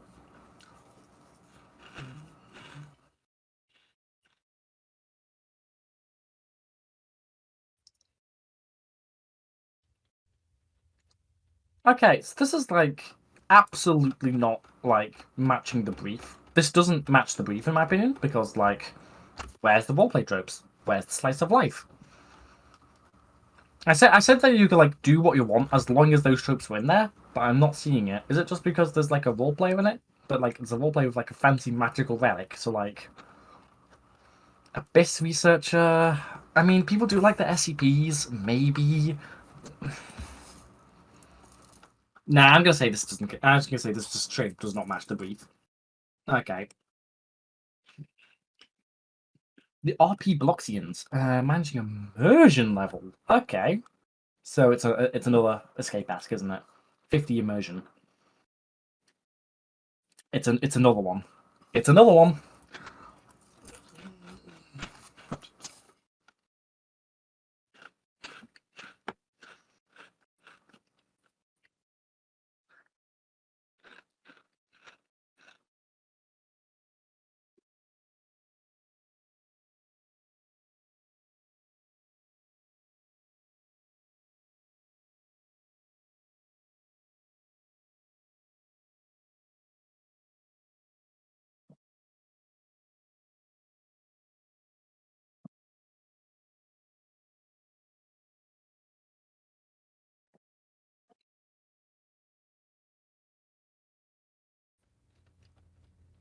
Take a drink.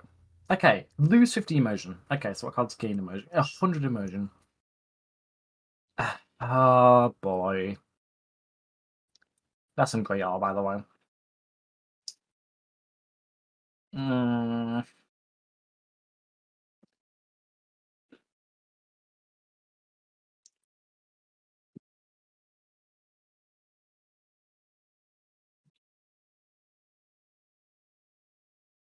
I'm checking what cards give immersion or not. We'd like to see this.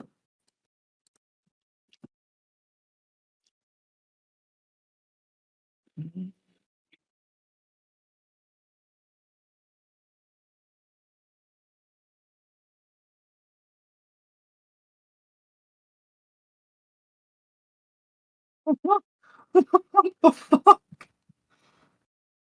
X is double your immersion divided by the amount of RPbloxian fighters you control. Lose half of your immersion.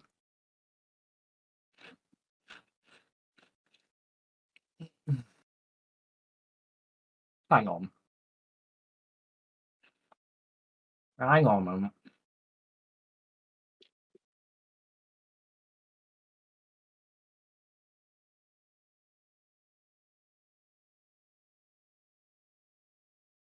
Okay, so we can gain 6.666. Yeah, okay, so I have 200 immersion and 3 fighters. We gain...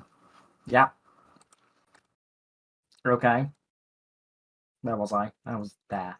Okay.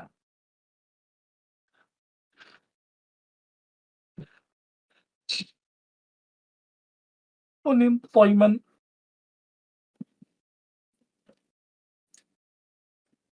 This! Oh no. Oh no. That... I was just scrolling down to see like what immersion was. It does seem to just be like a Dragon Balls cask, which... Ooh. X is double your immersion divided by the amount of RPbloxian fighters you control. That is... You're making me pull out a calculator in the middle of the match. Why? Okay, fine.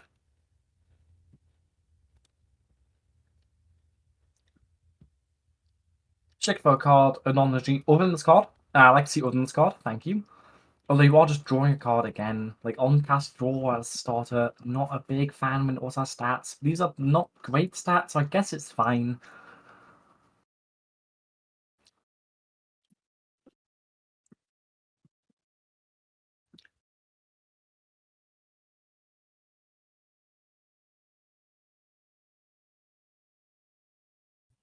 Just in time. Okay.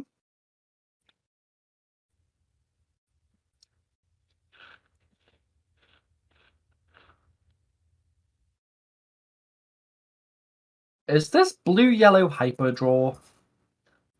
I'm just saying search or draw as it's like a continuous theme. What? I guess guys want original immersion, but that's okay. The immersion there makes this makes good. I like this.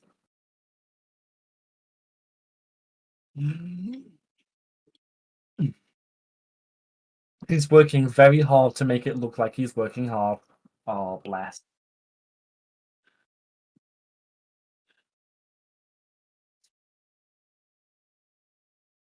Okay, I'm liking some of the stuff I'm seeing here. I'm not persuaded immersion is like... Because again, like, I've seen this mechanic already. It's just cringe, if you remember. It's just cringe. It's just, what's your one? Nope, not that one. Not that one. Come on, what was cringe 2.0? I forgot what cringe 2.0 was. It this one? No, it wasn't. Fuck. It was cosplayers. Okay. But I was saying, like, you're going to see a lot of these Dragon Force tasks, and, like, the big problem with them is that if you... It's like a very powerful... It's, like, too overpowered a solution to the design problem. And what I mean by this is that you can, like, match any flavor note by just making your own little Dragon Force-esque. Like, if you want to make, like, a sci-fi set, you can just make, I don't know, like, exploration meter. If you want to make a medieval set, you can make a magic meter. You can make, if you want to make a roleplay set, you make an immersion meter or a cringe meter. and they're all the same basic effect. Now, they're the exact same effect. And so it goes a little bit flavorless. Like, just like cutting, oh yeah, just like this extra bar you have to manage. It's a little bit flavorless.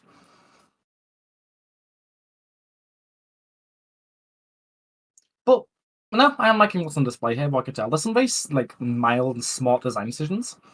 I am liking that, you know, I am liking, like, stuff like this, which demonstrates, like, you have demonstrated that, oh, if you don't find anything, once you don't find anything, cart's kind of useless. You have, like, put, like, it's kind of obvious, you have put a little bit of thought, or, like, you have put thought into, like, some of, like, the edge cases and, like, how the cards will play, which always nice to see.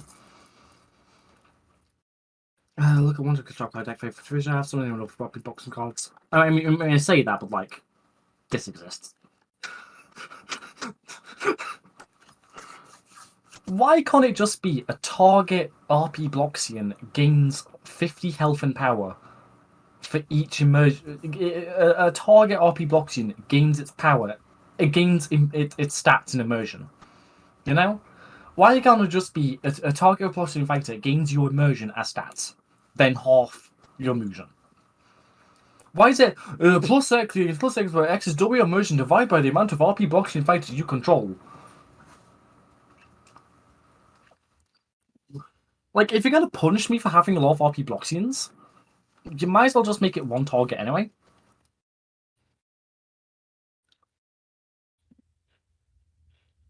Like this.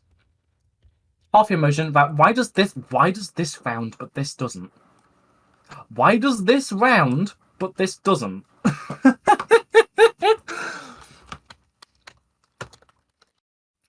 That's a gaff. That's a gaff right there. But yeah, I feel like I've seen this. I feel like I'm going to see this group like a bunch of times. But I do like the Hyperdrill going on here. But yeah, I think that's my opinions on this, like just as first impressions. Inviting.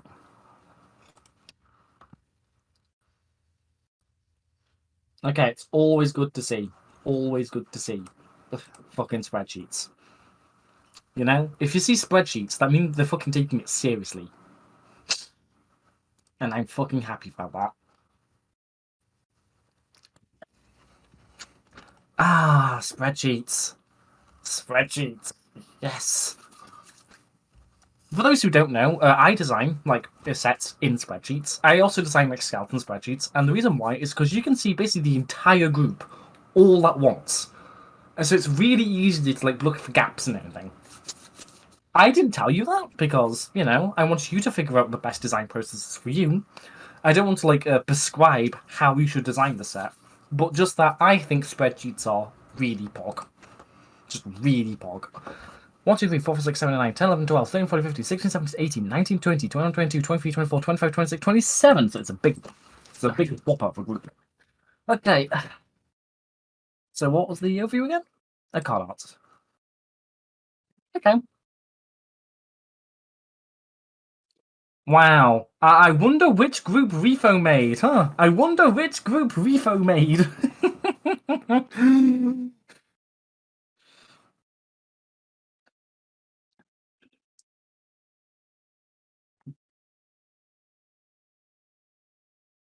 I honestly don't think Refo made this group, and someone just drew like the fucking devils in Refo style just to like throw me off the scent. But I really like the arts.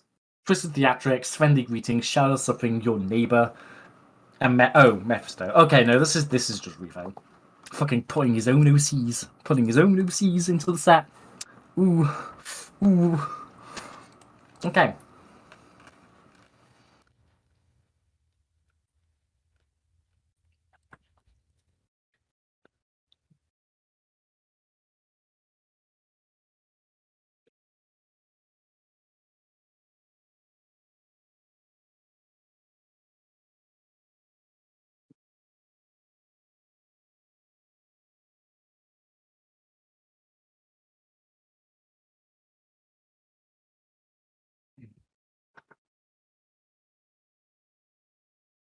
Hang on. Refo, didn't you like? I'm pretty sure Refo attempted to like submit this exact group last submission, but like didn't. I was like acolytes instead. There's like some like acolytes joining the group instead of like cultists joining the group instead of escape artists. Which, if that's true, I'm going to be very angry. Very angry. But right, okay, when I cast Scaling off second time's turn. Okay. So one thing to keep in mind with game groups is that it does replace groups, because a card can only be in one group at the time. So we'll see if that's intended.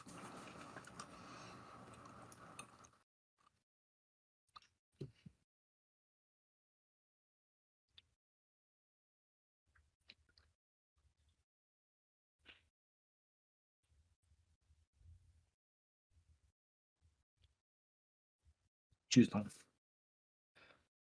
Should check for a random escape artist card, otherwise it's trans card group.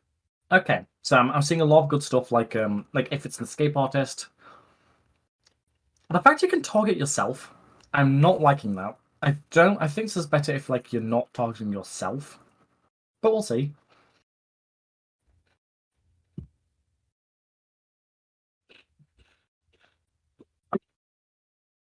Advent blocks you?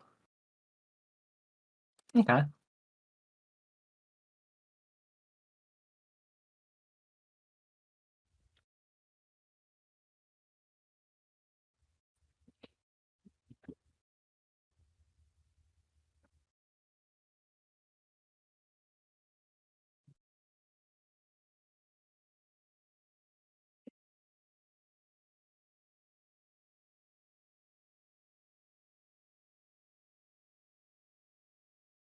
Also, like, I'm not sure how like escape artists gain groups, you know?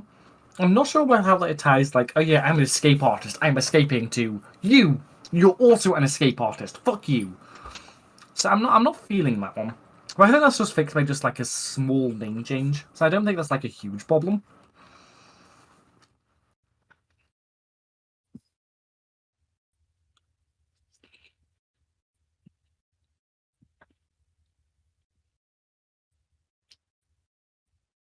Yeah, I'm liking what I'm seeing here.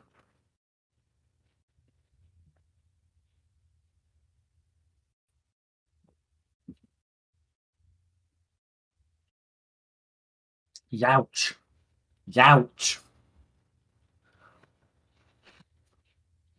Okay. We have to have a little talk.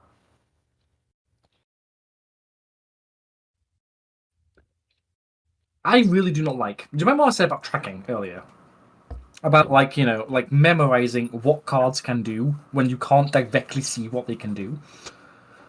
When this card is animated effects are like the worst offender of like tracking, like in the game, because you can't see what they do, and also their terrain. Who the fuck gives a shit about terrains?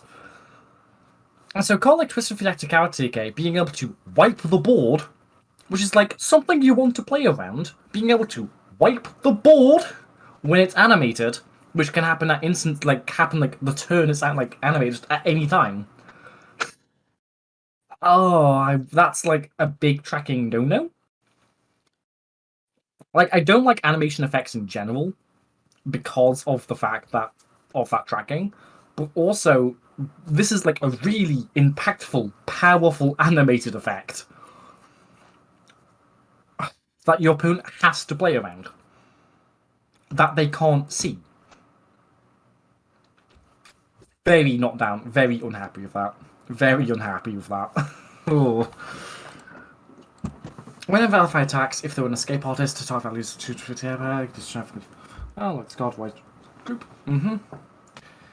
Turn to if they're an escape artist, hit this card's house and draw a card. The target. Turn the enemy fighter. Okay. This is what I want to see. I want to see more of this, then less of this, because this is just like if I'm an escape artist, it can target itself. So not actually like doing anything here. I'd also like just like getting a card is way better than making someone become an escape artist just on principle. So I kind of wish these were like enemy targets, or target something that what, or yeah, I should they were just the straight up enemy targets. Or maybe these aren't escape artists. You have to join the group.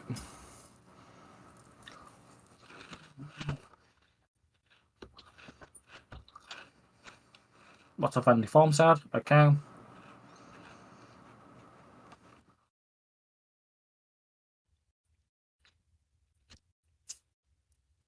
Oh yeah, because this card is an escape artist, at least I presume it is. If you cast escape artist, then cast this. This will actually get the on-cast. That's an ideal interaction.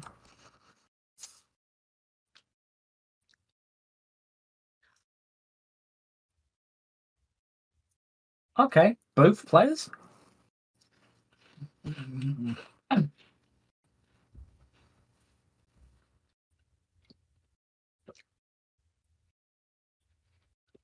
Okay, peaceful town life. Oh, okay. So I'm feeling like Mephisto just like trying to just like selling like the myth of like a great life, selling the myth of like tranquility, despite the fact that very clearly isn't. So that's actually an extremely cool theme of like this person like using like delirium and delusion.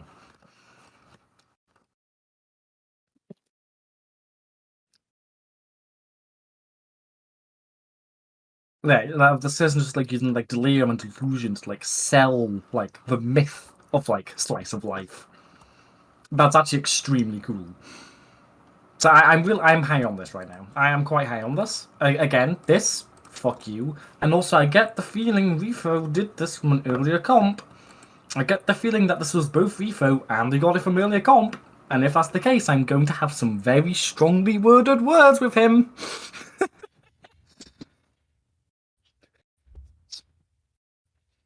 Your neighbor? What the fuck? Oh, right. Yeah, until I look at this in more depth, I'm fairly high on this. Corruptown. Based on the 2010 RP game in the middle of the Great Roblox hack with a card passive manipulation gimmick. This looks cool.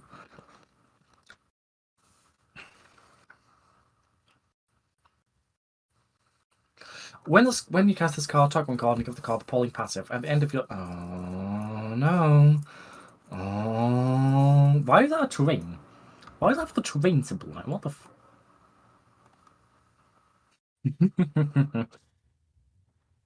Sorry, no, why does it have the terrain symbol on it?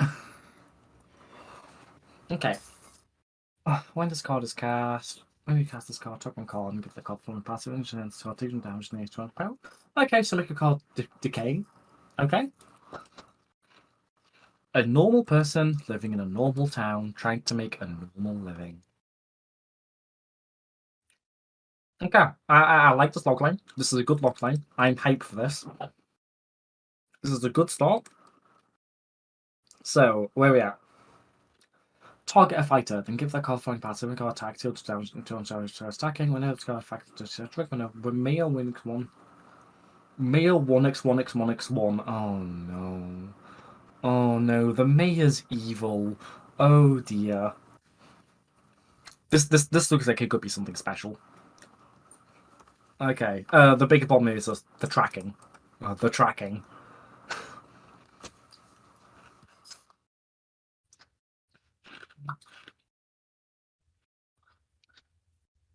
And there's more tracking. There's more tracking. And I also think like you can stack these passives together from the looks of it. Which, if you remember Soulbound, hang on, if you people remember Soulbound, real quick.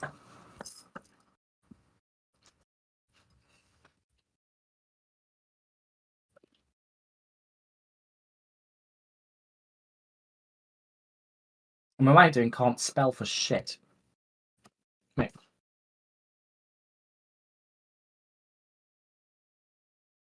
Hang on, does it just not exist? Oh, that's shouldn't be streaming that. Oops. Leaks. Leaks. Oops.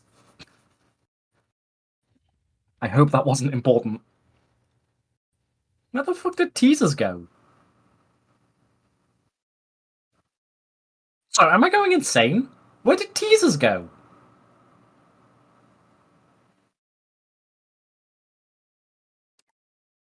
Okay, that's...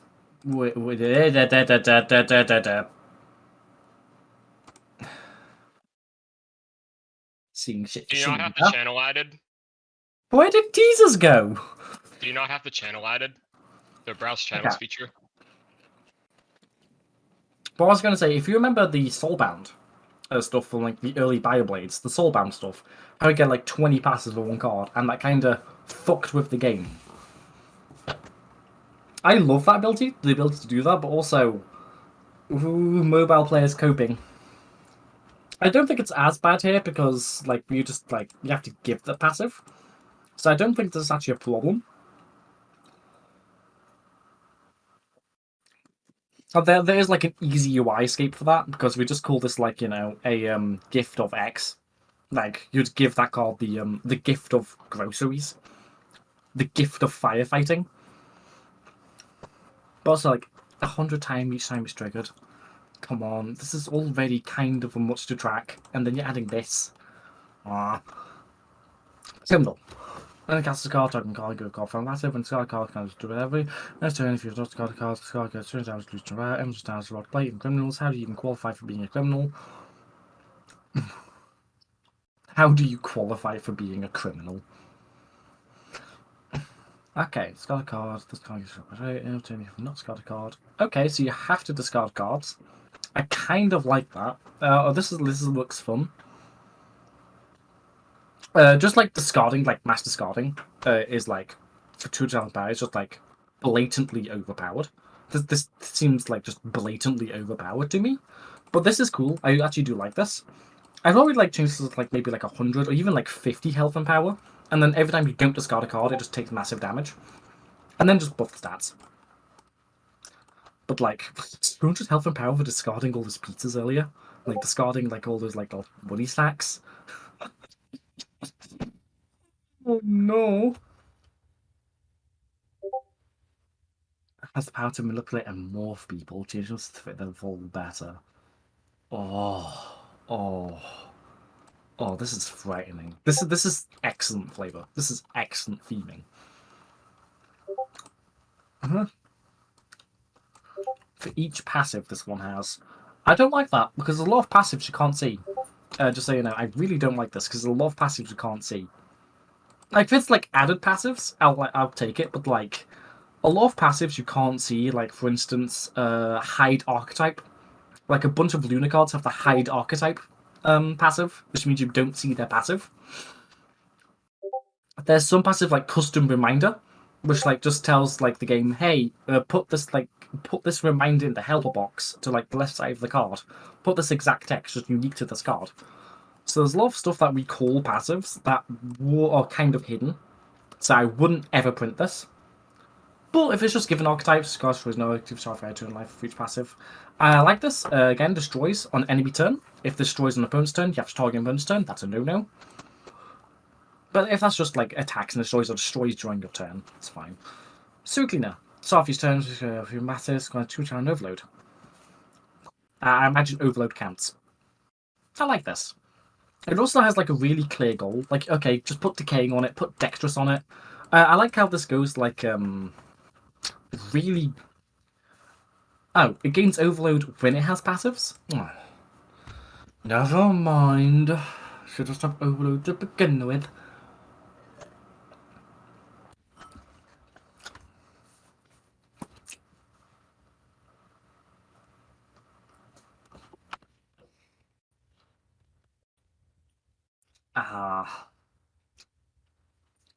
If this was passive they've been given, this would be like just hands down one of my favorites. But the problem is because it's just passives, you have to ask what counts as a passive. Like inert, does inert when discarded? Or like inert in all zones. Okay, inert in all zones is one passive, but inert in play and in hand is 2 passives. So the better passive is like. So I'm not a fan of this from what I'm seeing. Counter newscaster, smart newspaper sound report and consequence. Those who delve too deep always disappear. Oh, this is great flavor. This is excellent flavor. When this card gains an additional passive, unlock this card. I love that. That's so good. It's so cool. I love that. Okay, complete control.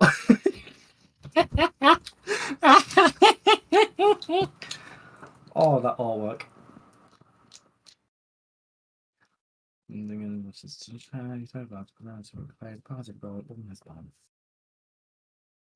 I will please Chief Red Fighter now tries to go past the option damage to it. Please yourself to make sure people to fall by respect to falling down, even if he has to take control.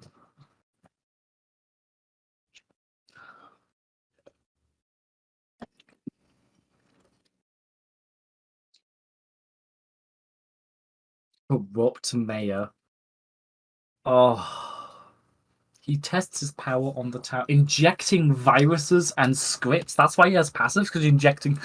Oh my god, this is incredible. This is incredible. Sacrifice given all the passes card has, not including this one, and then. Okay. Round up to the closest 10. Closest 50, thank you. Closest 50, thank you. Is given a passive. Do you understand how he's do it? Really weak card here, but like. I'm really liking this. I'm really liking this group. Some of these cards are like the bounce is a bit whack. The bounce is a little bit whack, and also like again, gaining passives, or like each passive they have is a bit problematic because there's a lot of like hidden passives.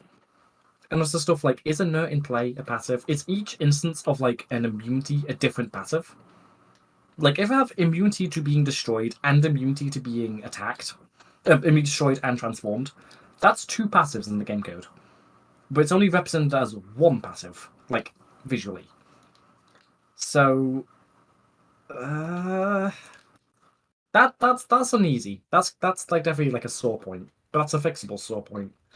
And the rest of this is just such a good idea. This is like excellent. This is excellent. Well, who knows? I've only like been look around card. Maybe I'll find some more problems with it. But like, wah. Go uptown. Solus. Why am I being pinged in Memes Banter 2?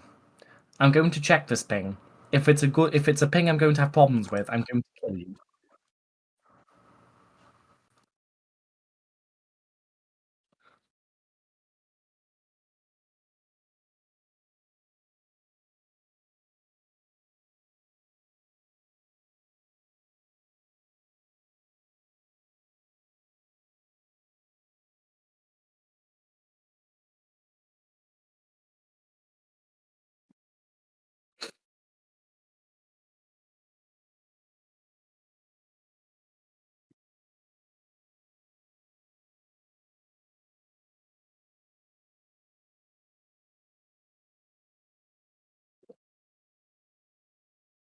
Oh look, it's another one. Let me guess. This is going to be like a fund mechanic, you know. It's like you gain some funds and then you spend the funds. You know, it's going to be like grade. It's going to be like the other one. This is going to be the same mechanic, isn't it?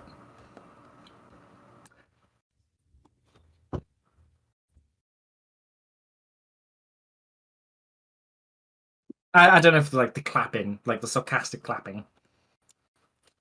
Okay. So, army RP? Yep, that is actually quite more common. I hope there's a little bit of slice of life in here. Which I'm seeing. Okay, yeah, I'm pump and dump. Not Roblox's servers. Does this give a burrito? Does this give a burrito? Oh my, that's. Sorry, I'm going to check one thing, and then I'm going to, because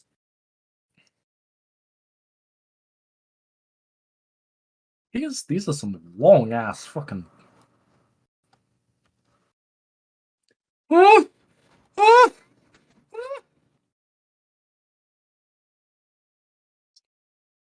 going to go into like hop on like a studio version and just quickly code something in real quick.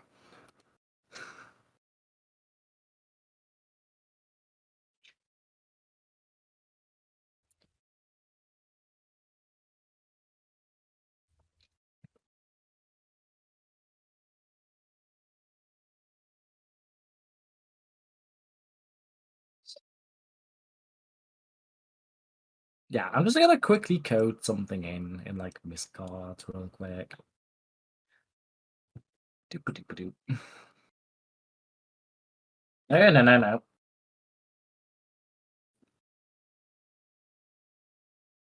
Let's see here. What was it?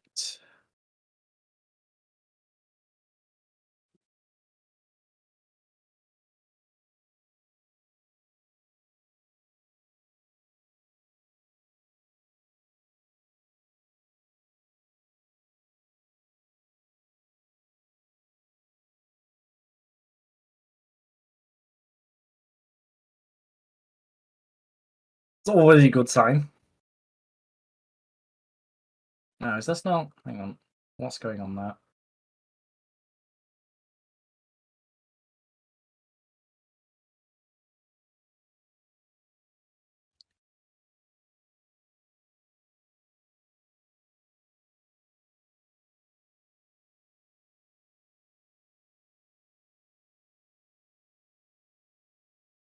Oh, is it just deleting that?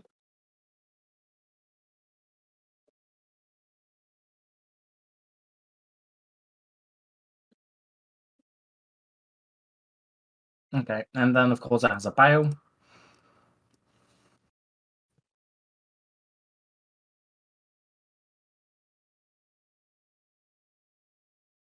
Let's see here.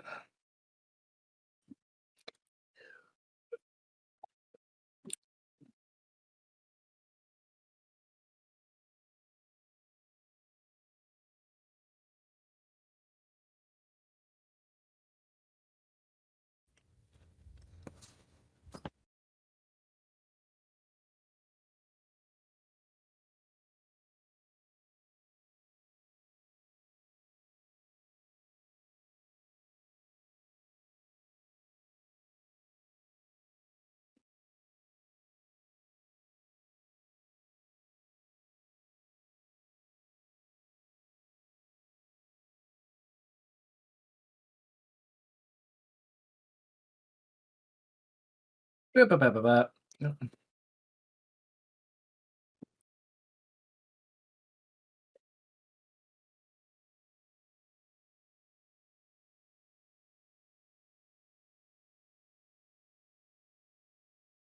It's a token, isn't it? Hang on. I still kept it a token.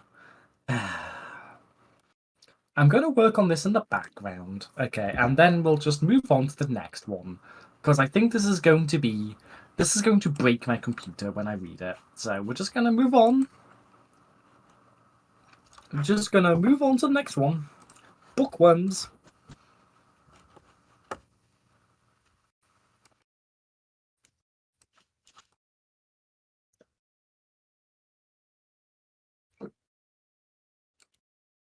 Hmm.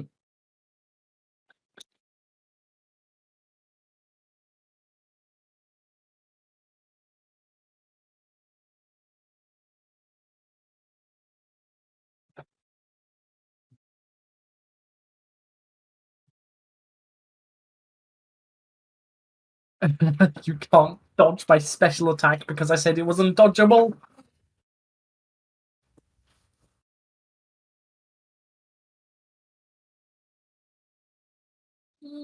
That's a good start. I don't like the fact you don't actually know what a book does. Like, it sounds like you have no idea what a book actually does. It's just, okay, just a small random effect. It's like, I would like to see a bit more detail there. Sorry, 1 moment. Let me just get this on the other side. So let's see here. Eddie Snowfield, Tumblr blog, put a book on top of your deck. Sure. Shuffle a book into your deck, then draw a card. Sure. Did you need 2 of them? Also, why are these names so long? Seriously. I actually do like that's a good trope. The fucking like falling with bread toast, yep. But it's like these feel like very similar, which I guess is the point. I'd rather just draw a card though than put a book on. Actually, I guess it just depends on how random the cards are. But I don't know what books does because you don't know what books does. You have no idea what a book does.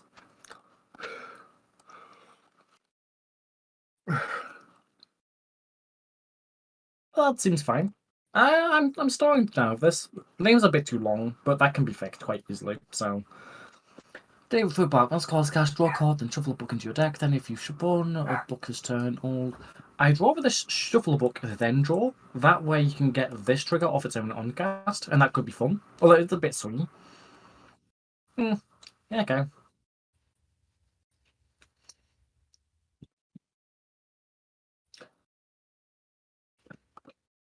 That seems silly.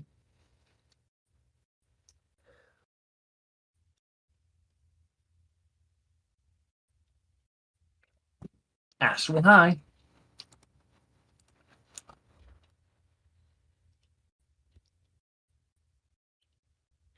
A bookworm. Where's the bookworm here?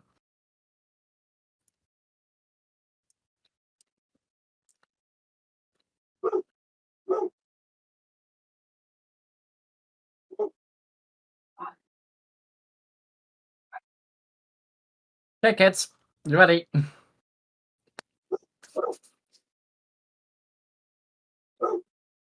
Ignore the inner and destruction.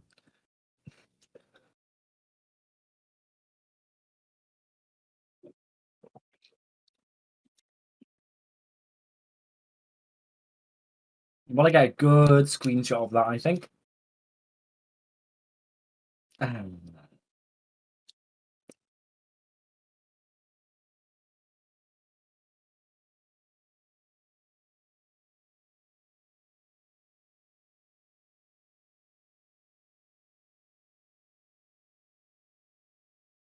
Yeah, I'm not reading all that. I'm not reading all that. What's that ping? Continue with coding that card. No. No. Hello, bookworms. So, do the books stay in your hand? Again, it's the fact you've not actually like finished disowning. Is there like any book card here?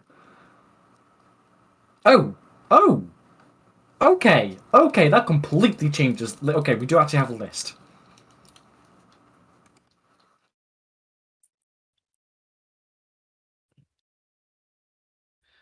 Give yourself a bookworm card. This can trigger the opponent's turn. Not good.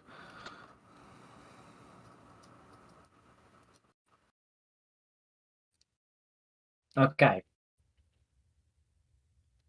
This can also trigger an opponent's turn because of the target. So these shouldn't be targeting, but okay. I think this book should be like discarding themselves or like destroying themselves on cast, so you can like because it's kind of weird that they don't use their effect, or even just make them to 0 cost and just give them like no effect. And just not really like instead of like the on draw, just give them like just when it's cast, and just make them free token actions. Or that could be a little bit busted with like Luna stuff, but like, who cares? I actually care immensely. Never mind. Don't do that. Don't do that.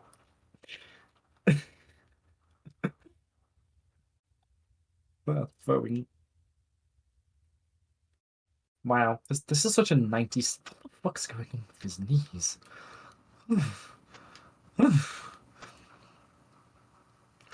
Yeah, okay, so school is so dead to me. Yes, must cast. Book this turn, or I have bookworms. I'm liking this. I am liking this group a lot. I'm liking this group a lot.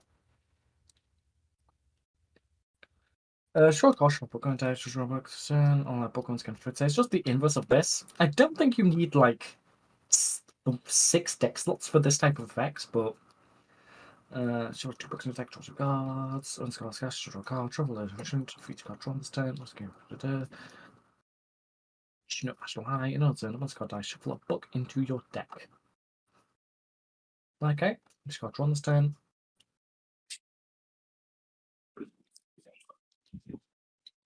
Yeah, so this kind of touches upon, if you remember what I was saying earlier, stuff like Hyperdraw a few days ago. Well, like, this is a group, because it is Hyperdraw. Okay, the problem you're going to get into is because drawing lots of cards is not only very generic, every deck wants to draw lots of cards if it can.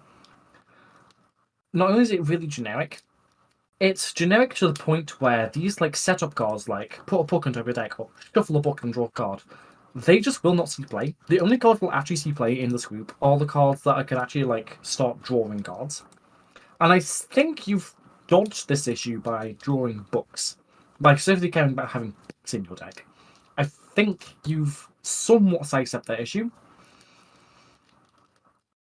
Because you need books to like draw. You don't just draw you don't just draw cards. You draw books. So I kind of like that. Book and schedule. End of the day. When casting effects draws 5 more cards last day. Untucked out Bookworms. Tales of Robloxia. Okay. Yeah, I'm happy with this. Yeah, I like this.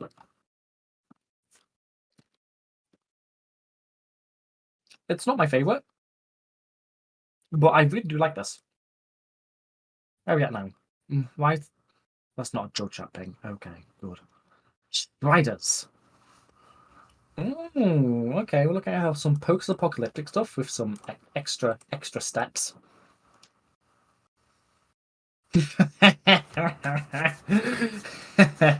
Okay, yeah. Okay, yeah. This is a good start. This is a really good start. Is that a? It's not a document, but it is a Google. Is this? Does I work on it? Hi, whoa, way more than 150. Way more than 150. This card's present board is not recognized unless stationed otherwise. Oh no. Oh, no. It's not recognized. You made fucking Ghost Fighters a mechanic. Okay. Okay. We'll go Voided Fighter on the board is counted as 0. Oh no. That I like this. Okay, I like this is a really good start. I really want to get into this and then just this. I said no more than 150 characters. That's way more than 150 characters. And then, I mean, you do have to explain what like the passive is. So like that's not a good sign. Just saying, that's not a good sign to have a passive like that. Not a good sign. Are these in order? No, they're not. Okay. Feisty Insurgent. I like his eyes. There's like very pretty, like soulless eyes, but like still quite active, you know? It's like a cat. Like you just like shoved cat eyes into him, you know? Summon a crossover RPer. Okay, so what are the crossover RPers?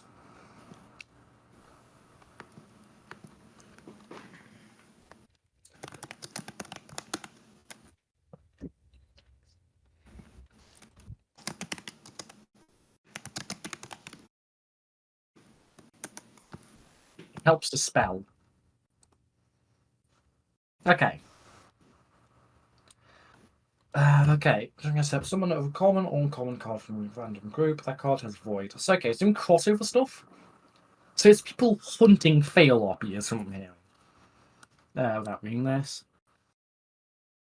Oh my god. Yes. Okay.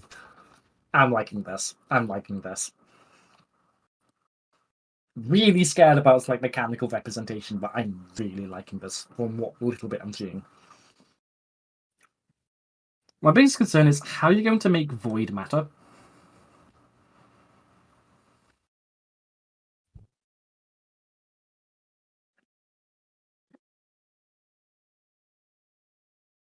Counter immunity, as in it can't be counterattacked.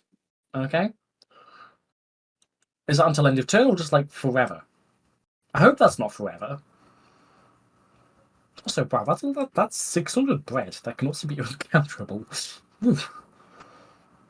Let's go text for an FFP card. Deals to a TIE Fighter, it becomes avoided.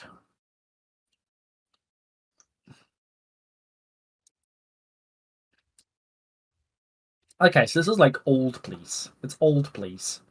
So I guess that's what this is doing. Because, yeah, the thing about old police is you could miss them. And so this idea of like using void to like, okay.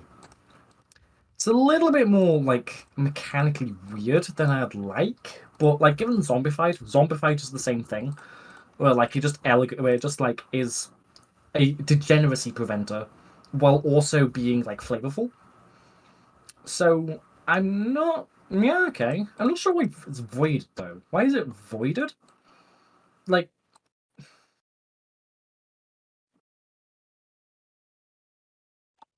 I'm not reading this, by the way. I'm not reading this. Just so clear, I'm not reading any of this. It's more than 150 characters. You had it right here. I'm not reading it. I really hope that the fucking explanation's not in here, you know.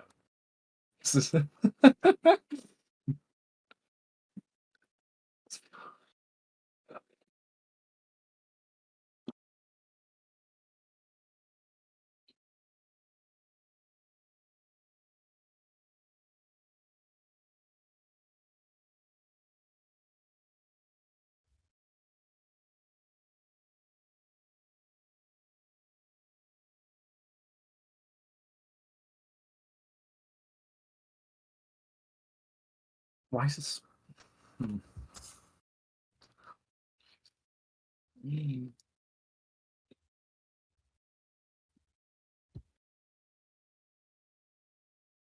So true.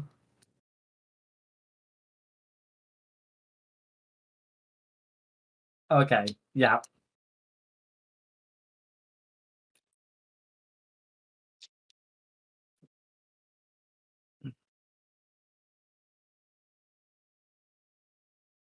Oh no, I get to kill coloured people. Hmm. You'll notice that in blocks I always say non-colourless to kind of get around the issue, like, you know, destroy all coloured fighters or like do something bad to coloured fighters sounds a bit dodgy. So like,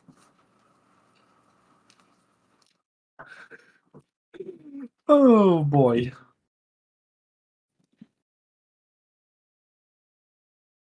Fucking chat, like, I imagine everyone's like, because I'm music on it, I might have chat just going fucking wild about that. Oops.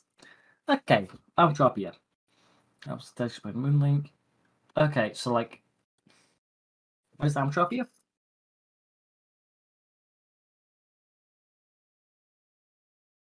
So when this card's cast, I summon Amtropia. Like, I like just like resolve this card again. I need to summon Amtropia. Then, okay, this card, okay, gives everyone a Moonleak. So I need to know what Moonleak does. Not liking that. That's too many steps. I'd rather just be like this person gets to just draw a card.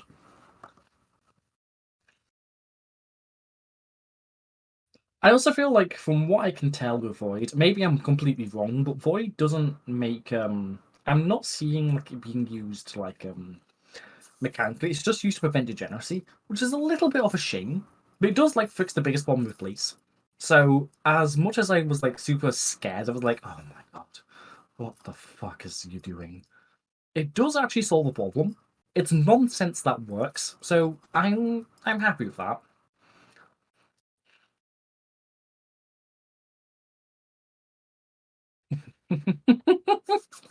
Level funds in the background. Yeah, I like this. I'm really high on this. It's probably a little bit too much for me to digest right now, but from what I've seen of it, I'm really up on this. That's good to hear. Pets. Collect them, level up, and trade them and overwhelm your opponent. Okay.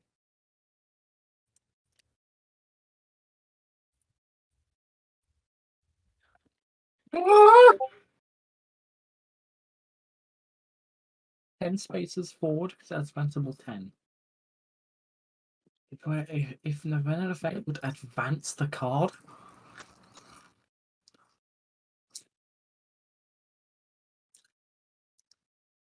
Okay.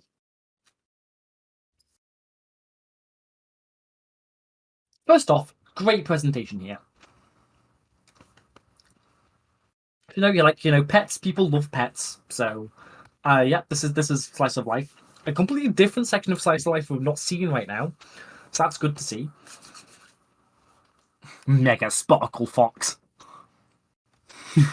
Looks so fucking dumb.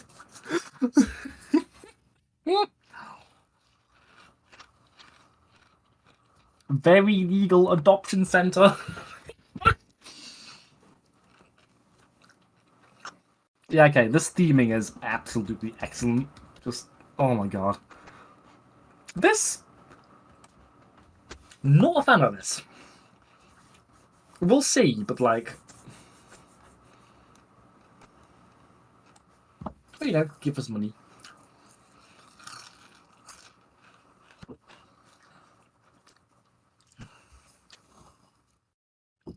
So, okay, right.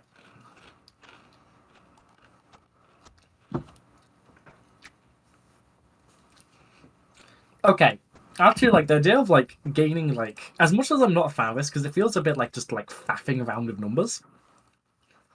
The idea of, like, using the deck as, like, an EXP gauge is extremely clever. Like, that is an extremely clever thing. So, absolute props to whoever's done that. It's probably, like, my favorite, like, flavor implementation, like, mechanical implementation of flavor I've seen thus far. Extremely good.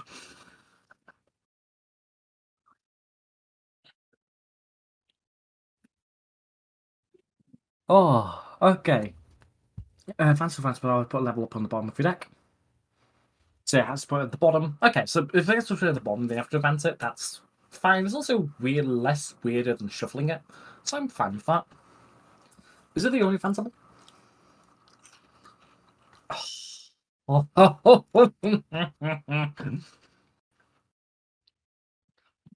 Oh boy.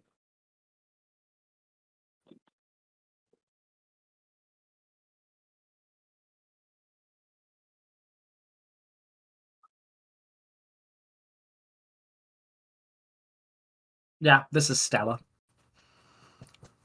Advanceable cards in your deck, then look at the top 10 cards of your deck, choose cards, put them at the bottom of your deck.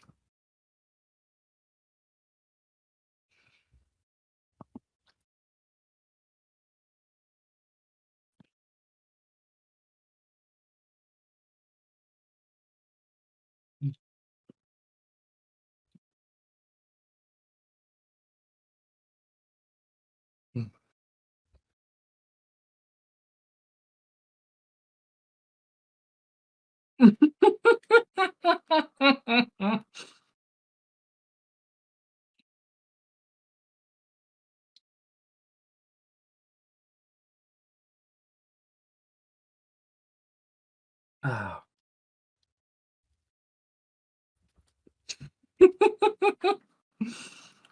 Oh, I'm loving this.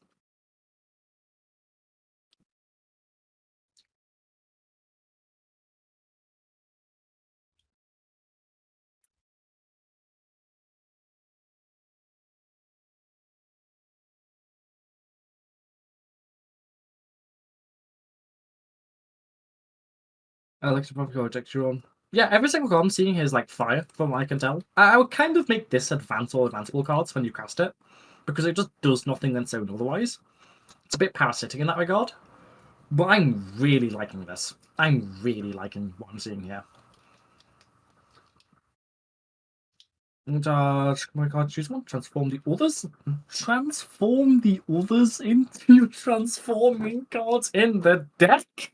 You're transforming cards in the deck. Oh, bless. Absolute bless.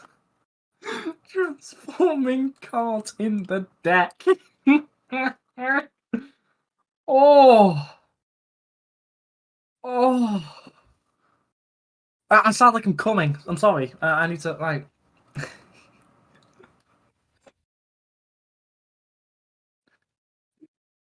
When a card's cast, put a copy child 5 at the bottom of your deck with advanceable 6. Whenever a card is removed from the top of your advanceable ability, put a copy of that card at the bottom of your deck.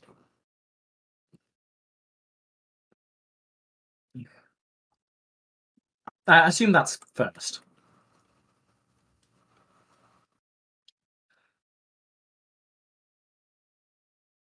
Deck 1 5 cards in deck and advanceable 5. The fact it's giving cards advanceable, I'm really appreciating that. For actions, how many actions do you have? 1, 2, 3,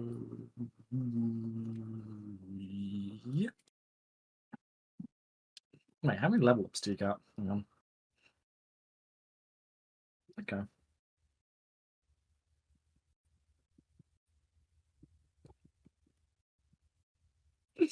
This is great.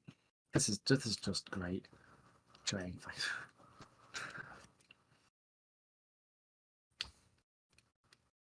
Yeah, like this is like the first group said I actively want to play this.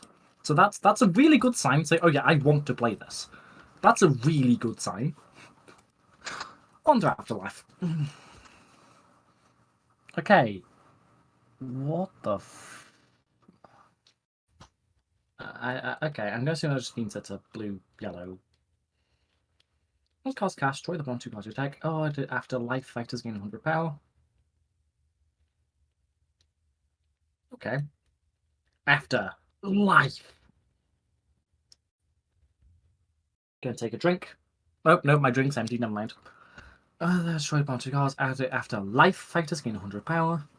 Since the bottom of your deck. Is there any, like, explain context? No explain context? No. Okay. First card's cash, destroy the bunch of cards. Extra power. Okay, Ghastly Household. So, ghosts. Ghost RP. Interesting. Board server.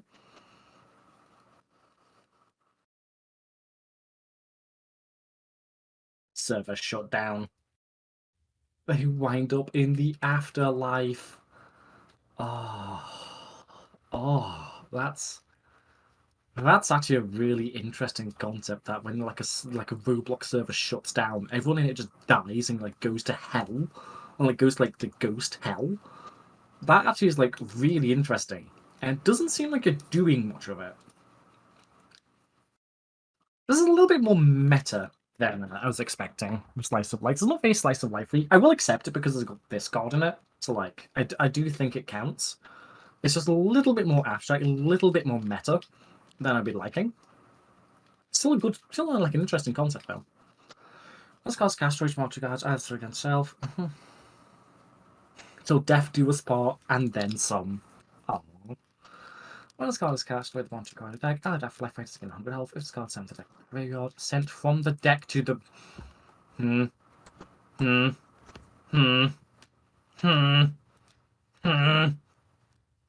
There's these Narcomoebas. Am I seeing some Narcomoebas here? Draw a card, draw. Oh no. So to be clear, if you mill the card.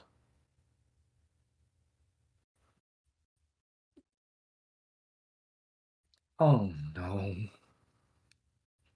Oh, I like the theming. And then I read what the cards did. Oh, it's every single one. Oh no. Oh, no. Okay, I guess I should probably explain this. So the thing about milling, okay, a milling blocks cards. Or in like every card game, to be honest. The thing about milling is it doesn't actually cost like it normally doesn't cost a lot of cards to mill. So this becomes a problem with cards like why am I wrong card game? Give me a moment.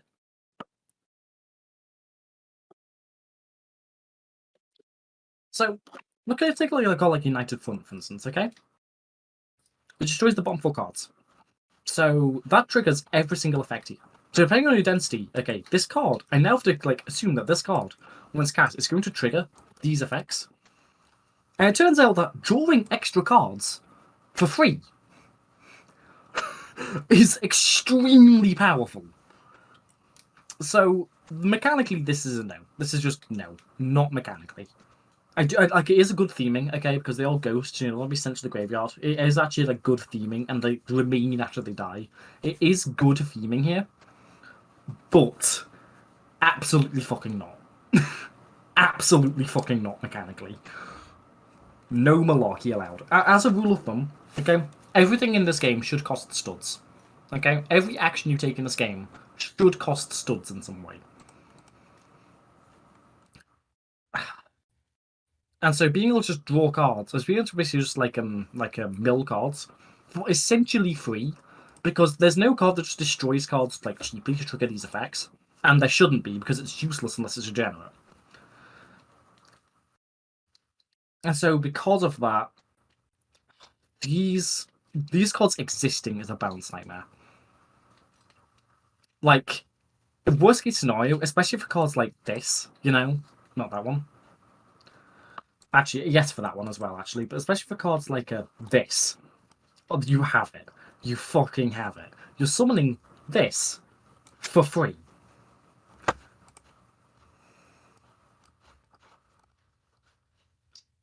Absolutely fucking not. Absolutely fucking not.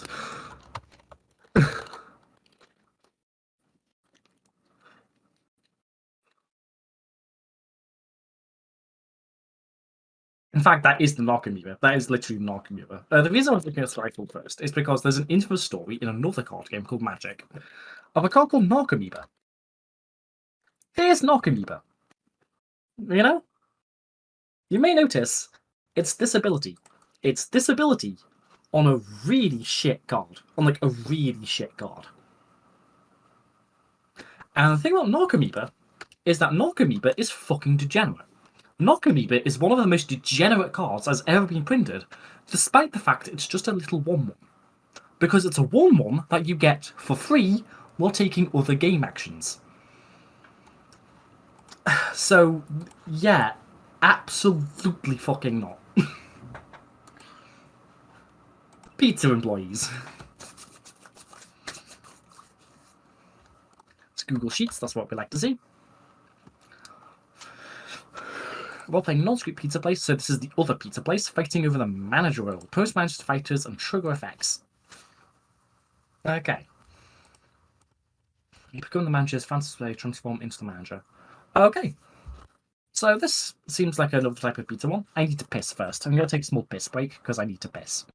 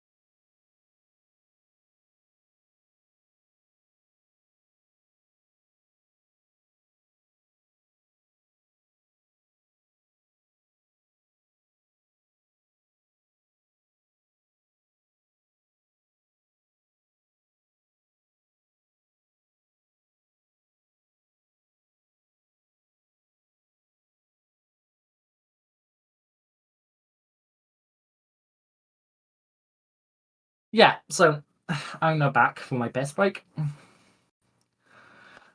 And another thing I want to just add real quick about that little rant about Narcomoebas and stuff is that United Front and Liberate. I want to talk a little bit about Liberate.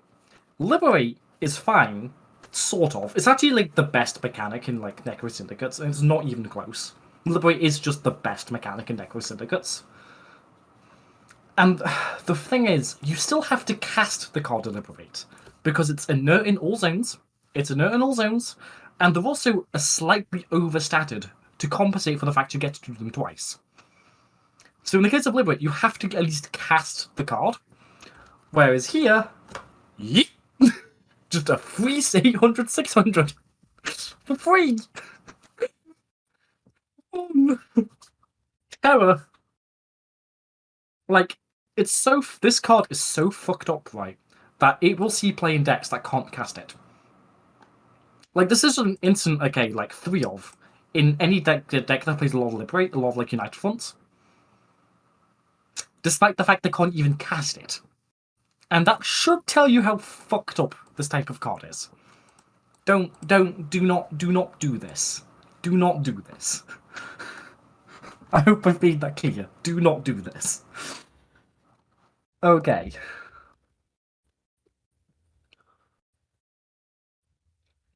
When this card is cast, if controlled another pizza employee and don't control the manager, a target allied fighter becomes the manager.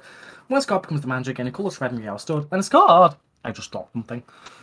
When this card is cast, deal 2 damage to a target fighter, and then if controlled the manager. Okay. Is there... Manager. Okay. This card is immune to perils.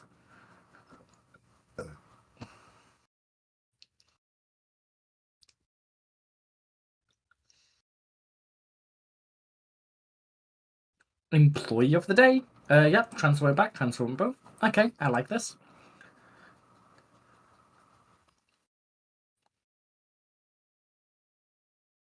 Let's go fast. Just neutral manager. Target at 5 becomes the manager. On this card becomes the manager. Games will send Melstad. That's a bit of a wacky syntax, but that's fine. I don't like that this is just worse Mickey Mac, you know? Like, this is just Mickey Mac. At least I think it's Mickey Mac. Yeah, it's just a worse Mickey Mac because you actually get this turn 1. So I'm not big on this, but that's kind of minor, all things concerned.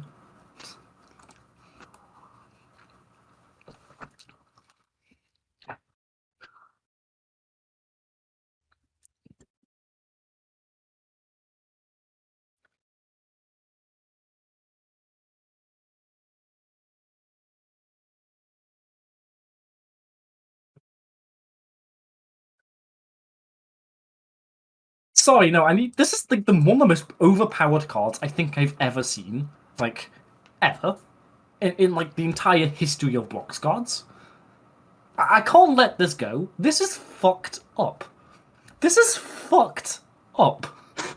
I'm trying to review this. I'm just like, this is fucked up. I can't get past it. And for that, I'm sorry. Oh no. So I got pinged. And that server, I don't care about that server. It is so much better than Viguza. What was I?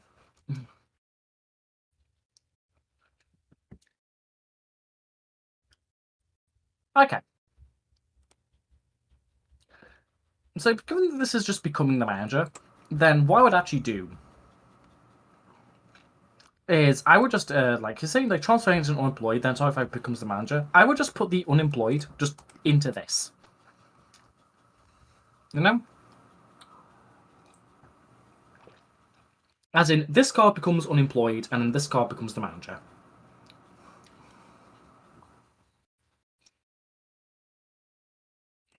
This is a very specific, like, roleplay trope. It's a very, like, yeah, it happens. It's a well-known roleplay trope, from what I can tell.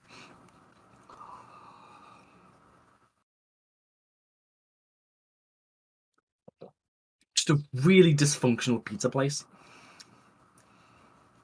I do feel like this is like a better implementation of that like dysfunctional pizza place than the other one. Because like the whole thing is like they're scrambling for the manager. You can really feel that in these cards, I think.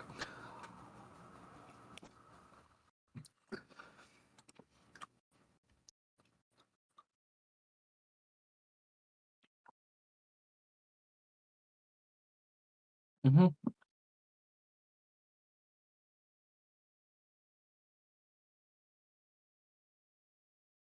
This is really long. It does like, well, let's see, 1, 2, 3, 4 and a half different things. Didn't need to give 1, 2, 3, 4, 5. Did it also have to draw a card? Did it have to like give a rush off so they cost 2 less? Did it also have to draw 2, or like in addition to it? Like red, yellow. Control manager unemployed, and then just draw 2. Did it have to do that as well? This is an ugly card. This card's pretty ugly. Control of each missile control when this card becomes a manager, someone unemployed and give yourself the random pizza employee fighter. Alright.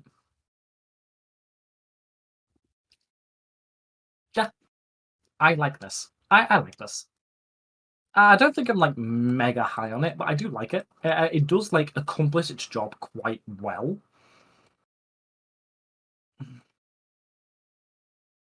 I think it's more just like I've seen better stuff today, at least in my opinion, than this. I guess I haven't looked at the arts. Oh, oh, oh! Those are some good fucking artworks. Okay, never mind. Please, sir, I'd like to. There we go. Manager unemployed. Wait, I didn't see. Hang on. Okay.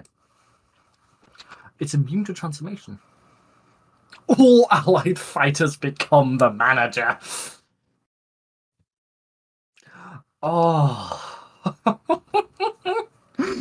Oh, that's incredible. When an allied manager dies, summon unemployed. This card gains 150 health and power. Oh.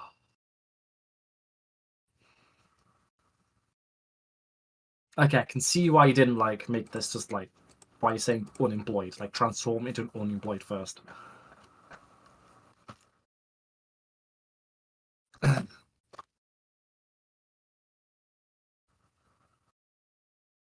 Yeah, I like this.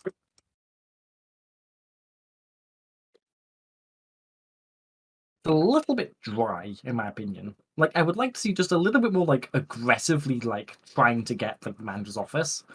A little bit more of this. Like, these don't look like they're...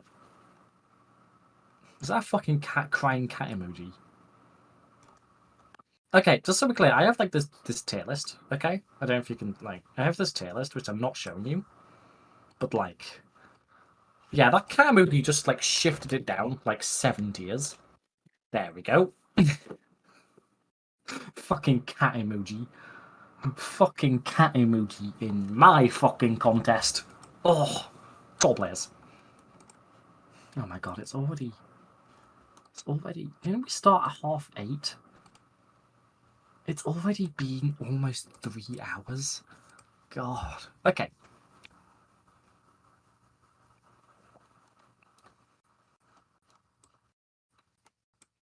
Nay, nay, nay, nay, nay, nay, nay. I see.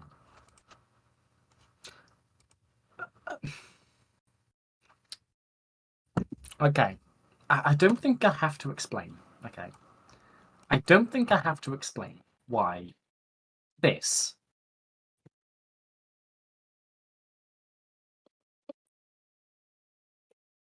Hang on.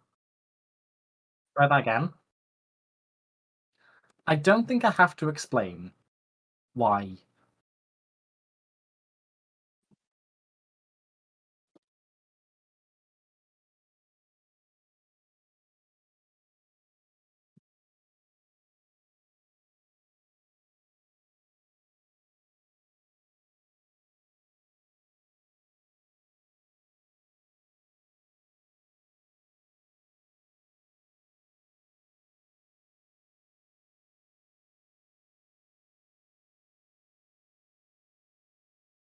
I don't think I have to explain why this is a problem.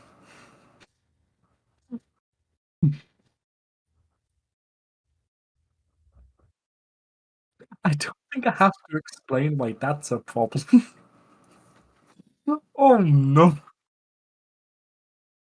Well, we're just gonna pretend they don't. Those artworks don't exist for a moment. Where are we at? Okay. Taking damage. So Parasolines. Okay. Takes damage for the 10th time. 10th. 10th. Okay, so this is all like hospital stuff, and like.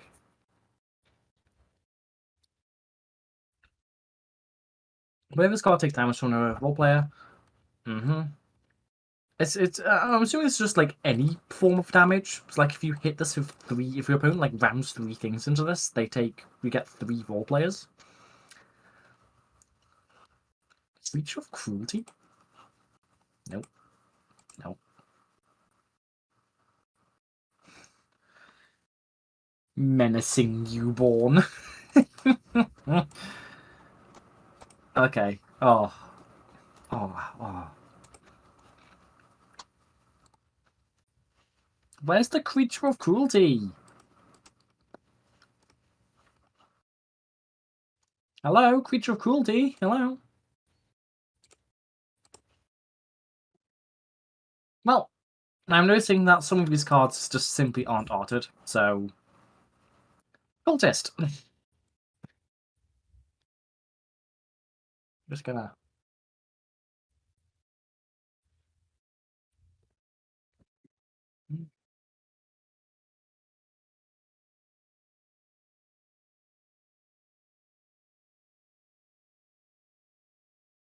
The theme is that of an RP cult.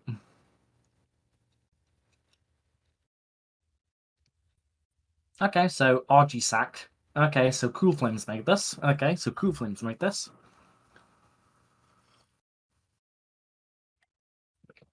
So roleplay con. Newbie roleplayer. Am I immune to kills and tyrants? Roleplay group seems perfect. The guy in the back, just about to kill him.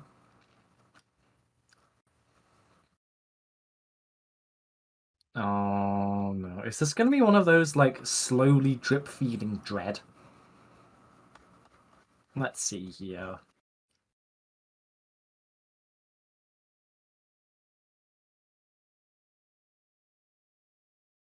Leapt.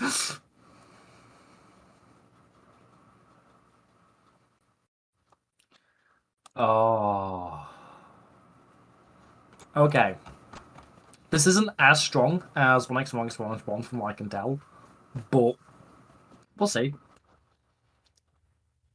A normal role player? A normal role player? What normal role player? It says give yourself a normal role player, doesn't it? That's a newbie role player. Thank you. Thank you. Pensive Loaf. It's a newbie role player. Okay, so when he dies, give yourself this. Okay, and then play. Okay. So that's the starter. It's a 2 white. Right, give yourself this. Okay. That's not very. It's kind of like not good for sack. I think I'd rather just play Possum Party, to be honest, but let's see. This card destroyed by an effect. Summon an endless, effectless copy of it. Okay, so you get a copy of it and you sack it. That's a lot better. That's a lot better than this here. So, bog. That's cool test. Let's try to put a copy into your base play. I like this.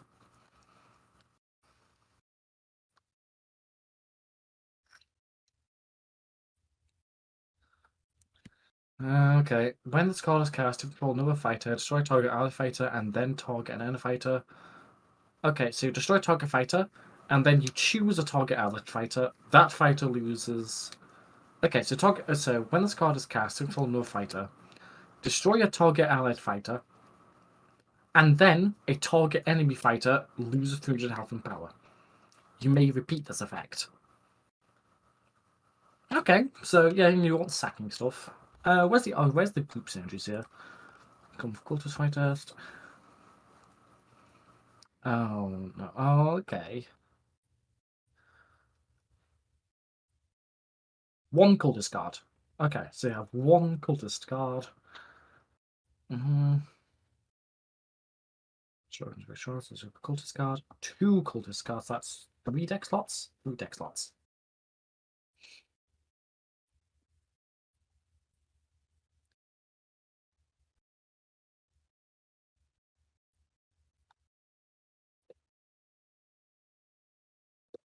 Six damage.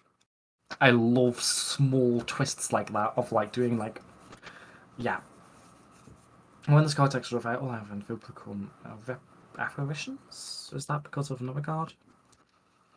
Okay, so if one can tell, one big problem here, which is that, do you remember I said about like Hyperdraw earlier, where it's like such a generic like thing. It's like such a generic thing that like every deck wants to do with its colors, that you don't really want to make it a group. Because if you make it a group, what happens is that only like the payoffs will be used. Like the payoffs like make people want to like start drawing cards like a lot. And they'll just find better outlets for drawing cards than what's in the deck, or they'll even find better payoffs what's in the deck. So it creates this kind of this newbie trap. And that didn't happen with that didn't happen with the Hyperdraw group we did see, Bookworms. That didn't happen because all the cards cared about having books and like drawing books specifically. So it was a little bit still glued together. But with this, I'm not seeing many reasons to play specifically cultists. I think this is kind of, you'll kind of see like a dwarf thing, where a lot of these like commons will not be played at all, but you will see like Servant of Chaos, you will see billboard advertisements maybe. Yeah, that seems alright. Like you will see cards like, you know, Offering of Souls maybe, like cards like this. You'll see the payoffs for sacking more than you'll see the actual cultist, the ways cultist gives you to sack stuff. And so, because of that, I think this is going to a little bit like disintegrate, a little bit fragmented because of that.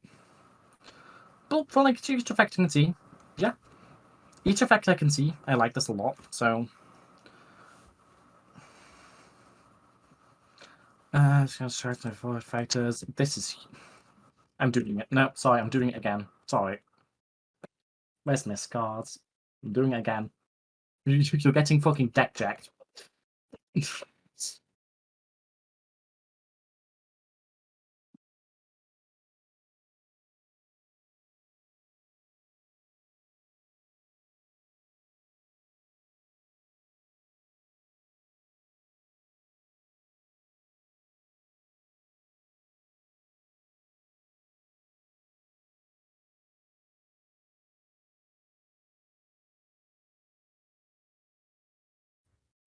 And then the bio, of course, because that does matter. You're getting deck jacked, sorry. And the reason why I'm doing this, by the way, is to like show you that you people put a little bit too much text on your card sometimes. And to be clear, I'm also guilty of this if you've seen the new Caitlyn. It does happen from time to time. But like, you should try and keep text to a minimum.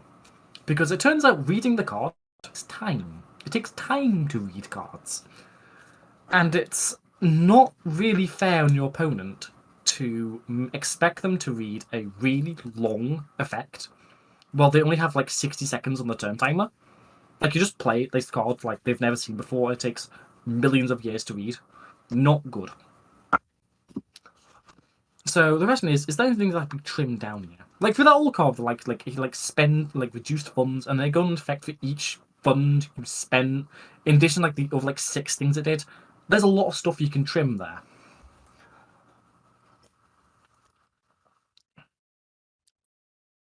Here, it could go either way. This could be fine. It could not be fine. It could be like borderline.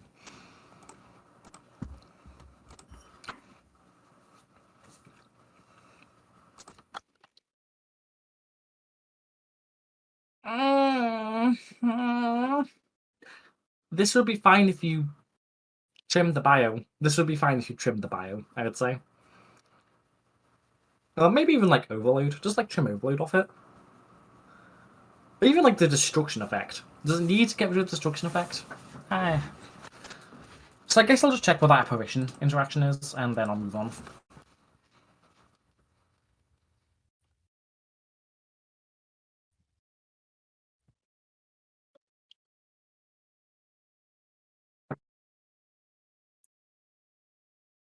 It's an effect, okay.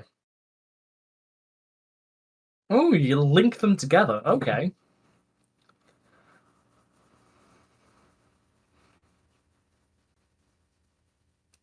I thought it was like just a group rather than an actual passive. Okay. Apparition tag. That makes more sense. But no, this is, from what I can tell, a fairly simple, fairly clean, a little bit bland, but like a clean, simple implementation of effect. In terms of like blandness, it's just the fact that like I'm not seeing anything like really crazy, you know? Which it's fine. I do like the idea of like the people like role playing as a cult just to become a cult. I really like that idea. I don't think that's like exactly what's going on here. I think it's just like a this is just like a cult role play. But I'm fine with that for now.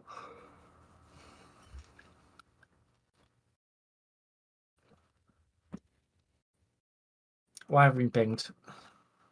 What's this troll player ping?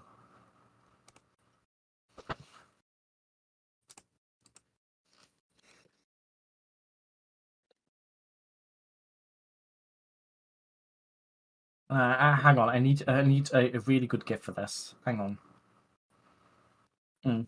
There we go. They're not embedding. Socialites.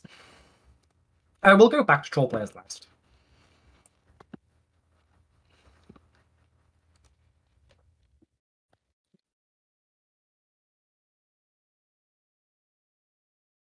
About recruiting outsiders into it to proc wide effects. Oh, okay, so escape artists, you have the same idea here. All explicitly...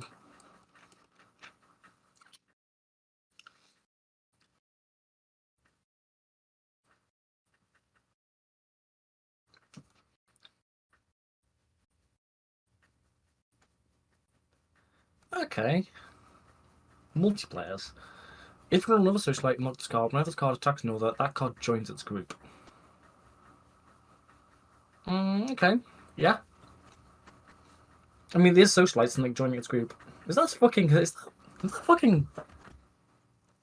Hang on, that one in the background's drawn. Someone drew the one in the background there. If all of Socialite unlock this card, once this card attacks another, that card joins its group.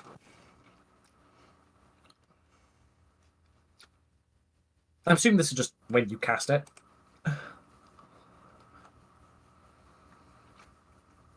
Okay. A bit weird. I kind of want this to be 600 100, I think. I don't think Final is remotely playable. But that's fine. Attack flank gets a 50 health and loses betrayal, then it fights. So Socialite divide the fighter, you can't cast fighters this turn. You want to you right this way. Attack fighter against betrayal from betrayal, then divide. Socialite divide the fighter, you can't cast fighters this turn. Oh, by the way, just in case you didn't notice, I don't have access to competitive chat, so you are allowed to just freely talk about like your submissions with each other in competitive chat. I would avoid doing that in Memes Banter 2. I thought I'd just say that now because I've just remembered that. That's something I was supposed to state before I lost access to announcements. Raf, give me back access to announcements. Thank you. Shaking my head, shaking my head. I feel about. That's when it's cast. So it's like divide that fighter. It's a bit weird how I'd like to. Ooh, I like the sense of losing power and then dividing. Although the fact it's 150 makes that a bit annoying. If you're dividing, I wouldn't give 50. I would give 100, just because. Cope.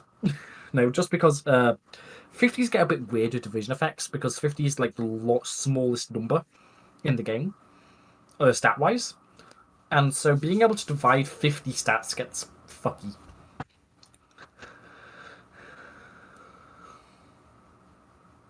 This card gains 200 power for each socialite.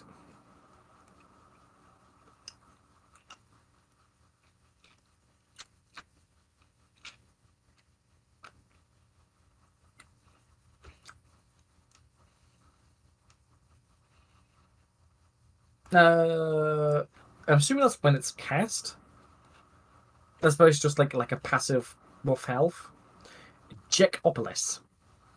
Crossover RPG. Role-playing game. Did you know? When Scar's cast transform a target fighter into a copy of it? You get to fucking turn someone into a building? You get to turn someone into a building. Oh, bless. That's fucking weird. That's the most penis fucking effect, but I'm down for it. Target turn. So to transform an enemy fighter into Jekopolis crossover RPG.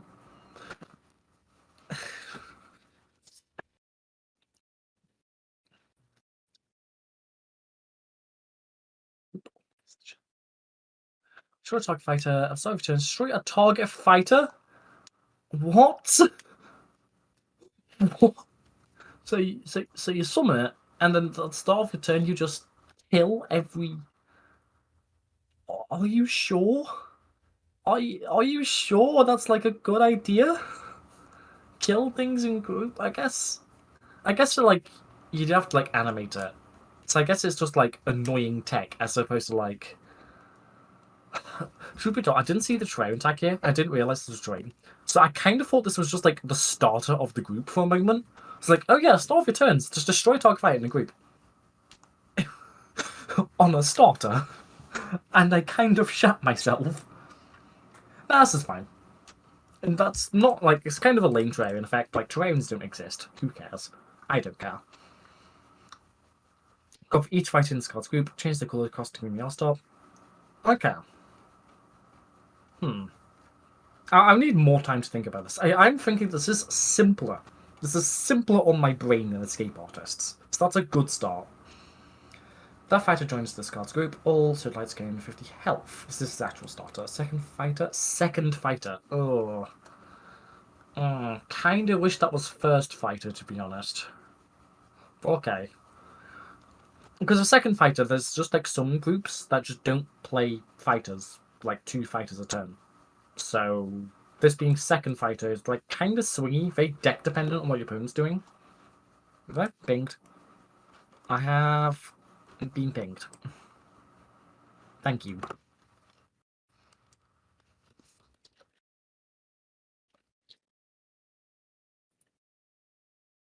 Okay, Wayward Wordsmith.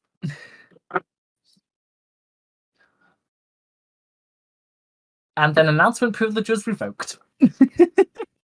Now I'll do an after announcement later, real quick.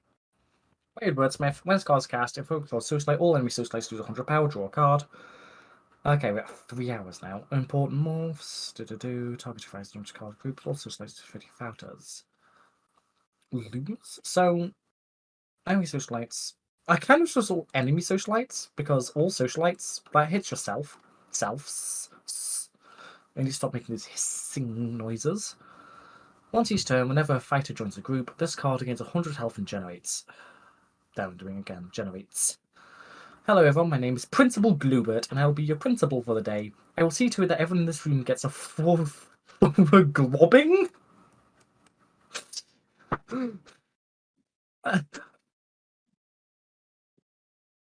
A thorough globbing. Am I about to get molested by the principal? Oh. Oh. No. So me. That's so me when I roleplay. Your opponent loses 100 life for each social line play, you gain that much life. Okay. Yeah, this is much simpler than Escape Artists. It's a little bit weak in terms of flavour. Like, Escape Artists' flavour is just incredible, but this is a lot simpler, and I appreciate that, because reading Escape Artists, my brain was melting a little bit. So, Yeah. I think I like this. So yeah. No. Don't. No. Parkour. Okay.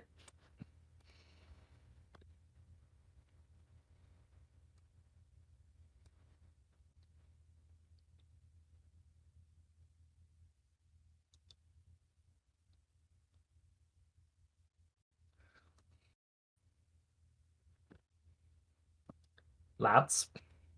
Boys. Buckos. Rounded to the nearest 25th. Round to the nearest 25th.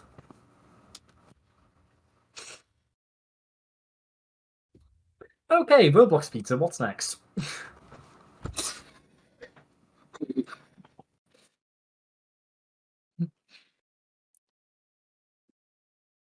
Okay, Overload can't be counted. Cast card and none of its colours cost. So it's another pizza group, the third pizza group. Pizza seems to be everyone's favourite theme. Fun fact, I fucking hate pizza.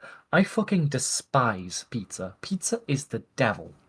Okay. When I was like growing up, like in fucking elementary school, right? Every Friday, as like a bonus, we used to get takeaway from like a Lebanese takeout, like right next to school. And their chips were great. They did like a lot of good food, but their pizza was fucking garbage. Like it was just like really slimy, like oozy even. Just like like it was just like disgusting. But because it's pizza, everyone fucking gobbled it up because it's pizza. And so I was bullied for not eating pizza. Like I was relentlessly bullied for not eating pizza. So I kind of have a bit of a lifelong grudge against pizza, to be honest.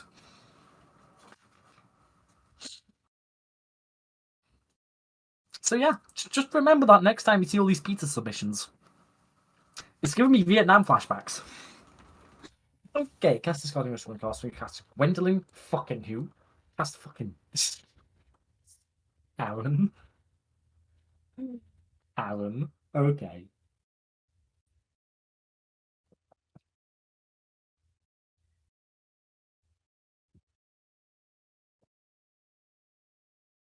Why do I feel like I just got called the fuck out? Did I just get called the fuck out for hating pizza?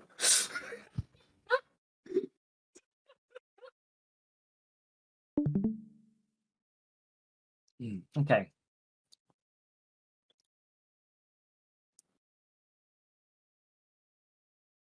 When the Karen Nation. Okay. Is it just like a nation of Karens? Oh my god.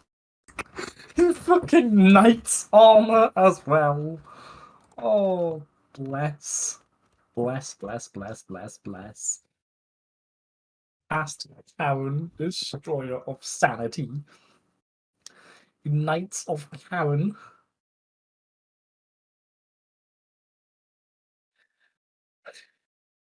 The Knight of Karen.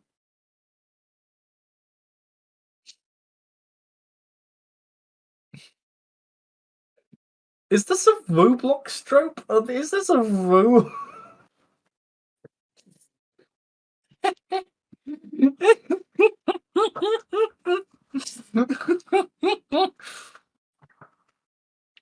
Call them Karen a pizza for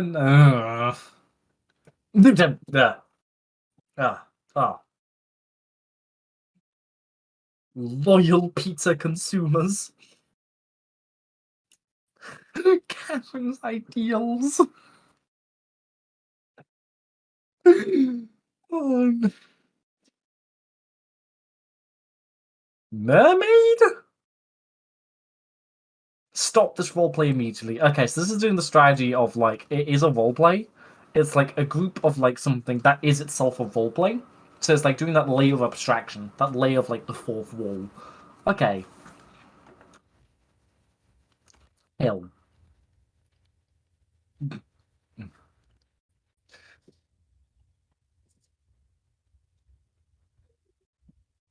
Okay, where are we at?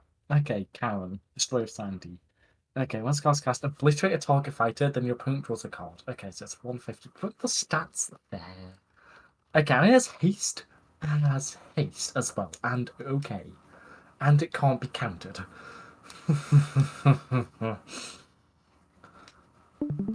Okay, when cards cast, obliterate a target fight. Obliterate a target fight. Okay, so this is big Kara. A big Kara. Giga Kara. Which I guess makes sense given it's Karen. Okay. Moon targeting and transform effects and defender. Did it need both of those? Search your deck for a Roblox Pizza card. On cast effects for elevate first trigger and addition time. Is this a separate effect or is this just like when you cast this card, you cast all the other? I'm gonna assume that's a passive.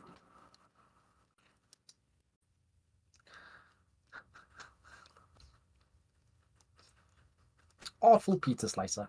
When this card is cast, choose the cult card in your hand and base plate it. Whenever you base plate a Roblox Pizza for the first time each turn, search your deck for a Roblox Pizza card that costs 3 studs or less. Destroy it at the end of this turn, so okay. Base plate.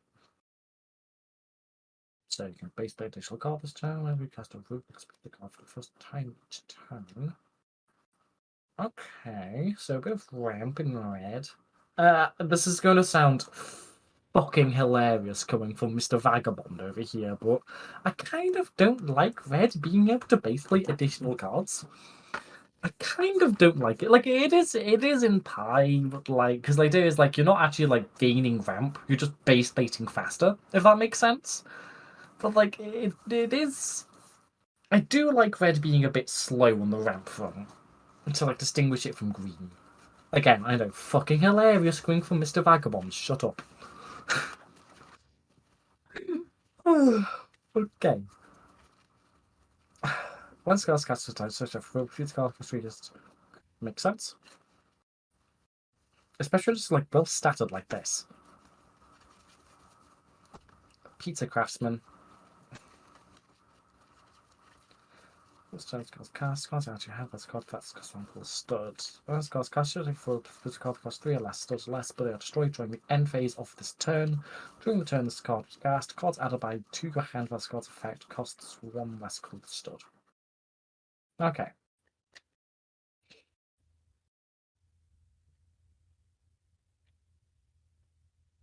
When Bree and Karen go to war in the lobby, Zane is the first one to call the police. Release the Karens. 15 names of Karens. When this card dies, draw a card. 15 birds.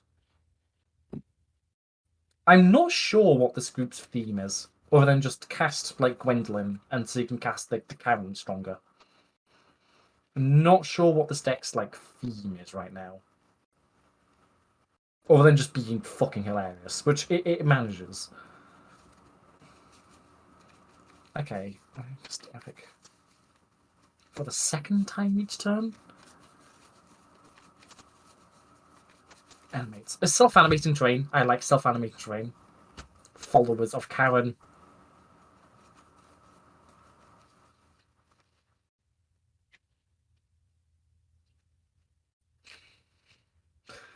You're really out here with fucking Karen boots. You really want me to put Karen into blocks cards? I'm tired. I like how like every 5 minutes this fucking squirrel appears. It's probably Graph. Like every 5 minutes after I pick one up, just like Graph appears. But yeah, looking at the effects, I'm not sure what this group like wants to be doing.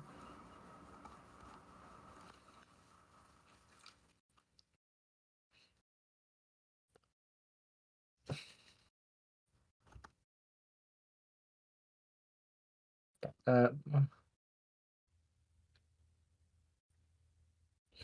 yep. Okay. During the end phase, from the Roblox Pizza card. Yeah, I'm not seeing like what this effect wants to. Like, I'm not seeing what this deck wants to be doing, other than just summon Karens. Which again, that's funny, but like, I'm not seeing it. I think it's like a red epic legendary, but like, it's like just like draw cards and like exist. No.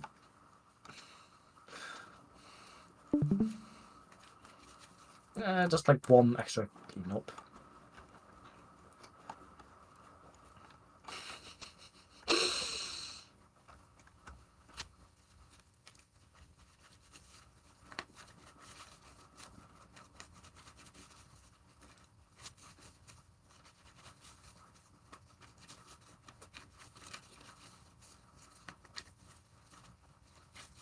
Artful pizza slicer.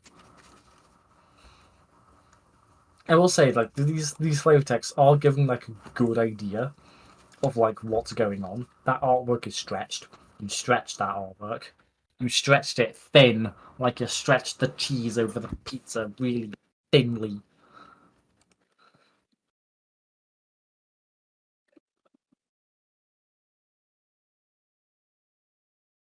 Okay, what's next? God, I'm getting tired and fatigued a bit.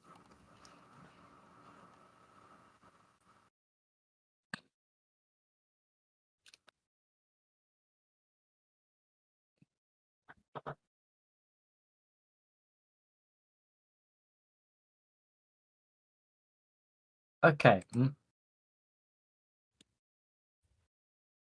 Mm. Mm. Oh right, yeah, this is the group I skipped because like divide into fucking multiples of 25. Distort X. Distort this card and target this card and reach the requirement of X or more. X is how many times you've targeted this game. Okay, I want to see an example of that. Distort 5.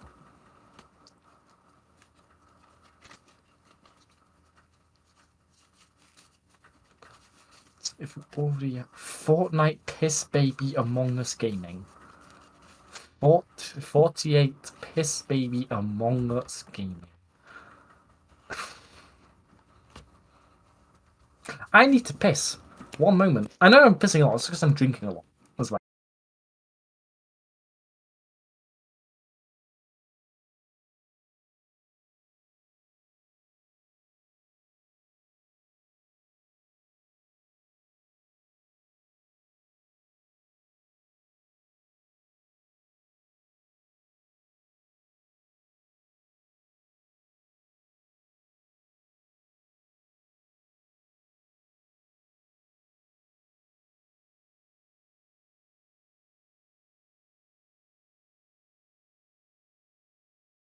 Let's go. Let's go! Yeah.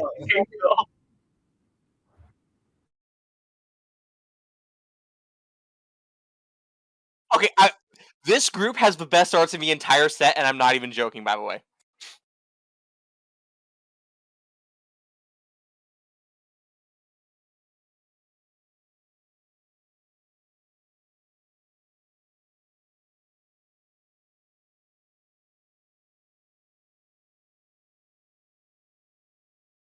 This is the best art type.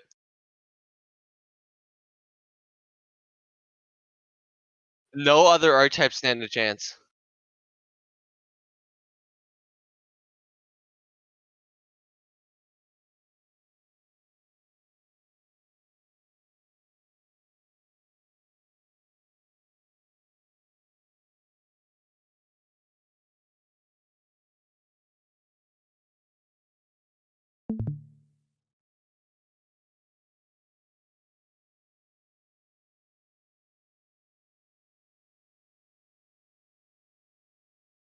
Okay, Forntiet Piss Baby Among Us Gaming.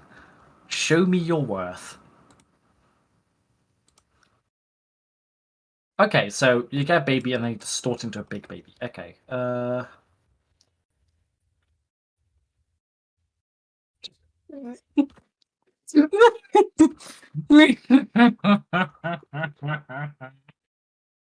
Oh. Okay.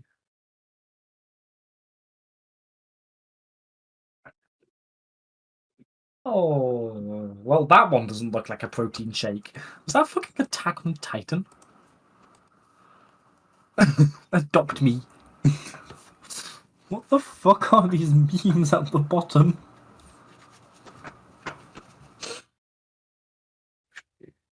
What are these memes? Boy kisser.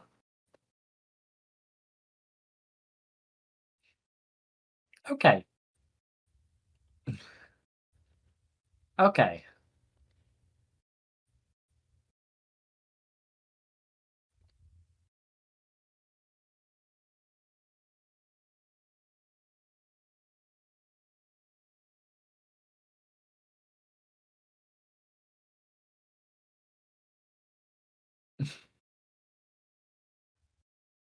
That is legitimately one of the funniest artworks I think I've seen this entire. Oh my god. Okay. So my brain is a bit frazzled because we've got 1, 2, 3, 4, 5, 6, 7 more to go, and I've been doing this for 3 hours straight.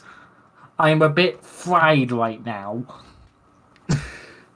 Where's class talk first time? So give it a times lessons and can basically enough times turn to store to 5. We've got an 8th one because of the I think these are my favorite arts in the entire fucking competition. Okay.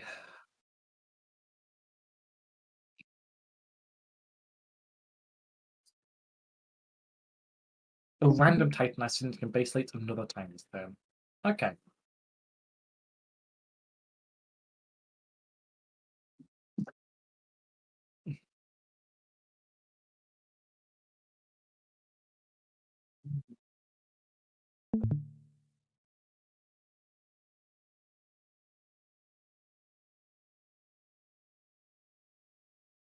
Okay, so again, tracking with distortions.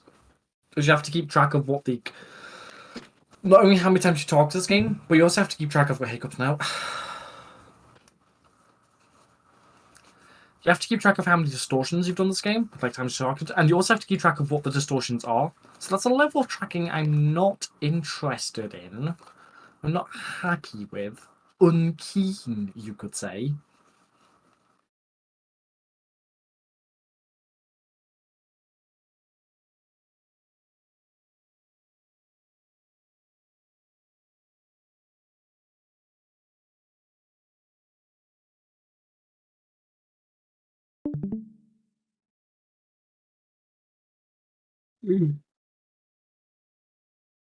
Assess that's to 300, change its cost to. Oh, is this rainbow? Is this 4-color? Okay, why is it also 4-color? Where's the support for that?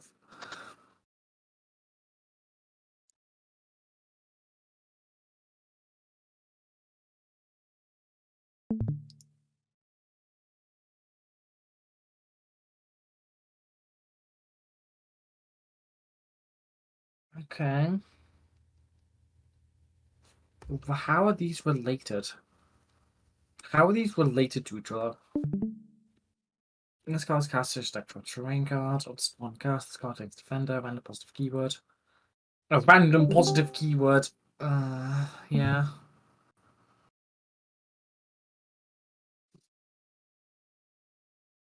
Just saying, but like, one of these keywords is a lot better than the other. One of these keywords is a lot better than the other. Search a card from your deck of your choice, then discard a card of your choice.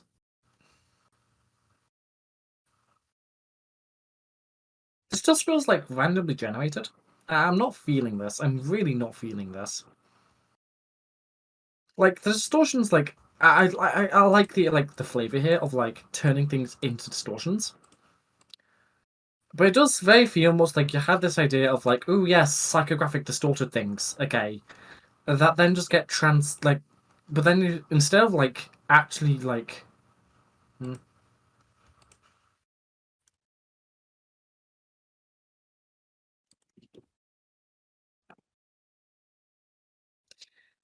Yeah, this is what I'm feeling, which is that you have this idea of like, oh yeah, I'm gonna like distort stuff, you know. Then you realize that this competition actually has like a prompt that you have to actually like take part in. You have to like be careful with the prompt this time.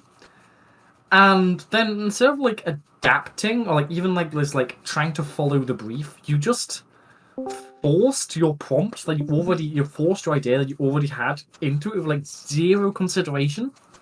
So I'm really low on this, which is a shame because this art is fantastic. This is some fantastic fucking artwork. Like, yeah, it's the best artwork we've seen this entire competition. So, like, it's really a shame it's here. Especially this. I want to spread joy.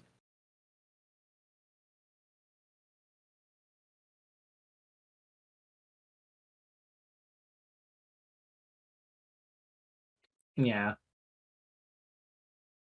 That's my opinion on the matter.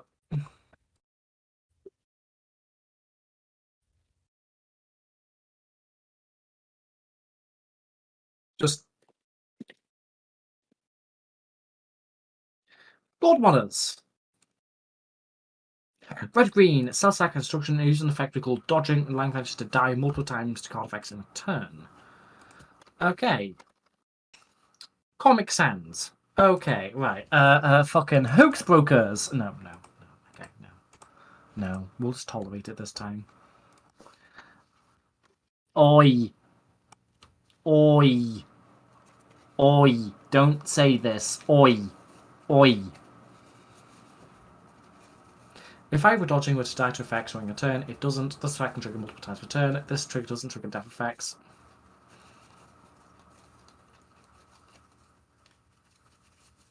Okay, yeah. So it's just Godmodding. Godmodding the group. Honest. Target uses 4 health and gains 100 power. When it's cast. Yeah. When this fighter dodges the first time his turn, it gains die. Drawing your turn. Okay. Dodging. Dodges. It gains 200 power. The heart particles were enough to get her attention. ABC for good mom. Let's cast Gash, destroy target air fighter. It gains 200 health and power. Okay, I'm liking once. Did I just. No, okay, no, sorry. I thought I just heard something. Cute baby. That's very clearly not a cute baby. Hybrid Godmother. Dodging. Whenever an allied dodges, allied dodges Godmothers. Godmothers? Allied Godmothers? We got the fucking Godmothers? You've heard of Godmodding, now prepare yourself for Godmothering.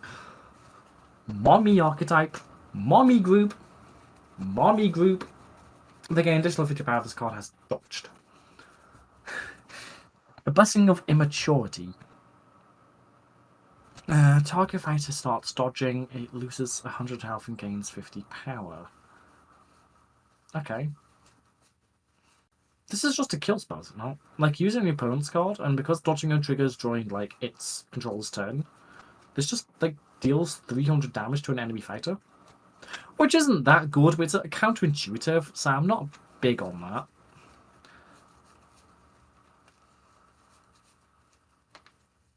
There's a bit counterintuitive. Our fighters gain health gain 100 power, and all out of their fighters gain 200 health. Godmodding Doctor. Whenever a fighter dodges, that fighter generates and gains 50 power. Yep, so fight dodging is important. Dodge tribal. Yep. Heals. All dodging allied fighters are destroyed. While this card is in play, dodging triggered effects trigger an additional time. Despite being brought by Prey Archive, Alex knows about the alphabet. Even though he had some remaining power, he took this as a chance to relax, letting his edgy immaturity resurface again. Ah, I like that. I love that. Bless. Stuff like that makes my very cold heart warm. Dodging triggered effects trigger an additional time. I like how this is like a red-green sack archetype. I like how they've just made red-green sack, and they've probably done it better than the actual red-green sack group by accident, which I find fucking hilarious.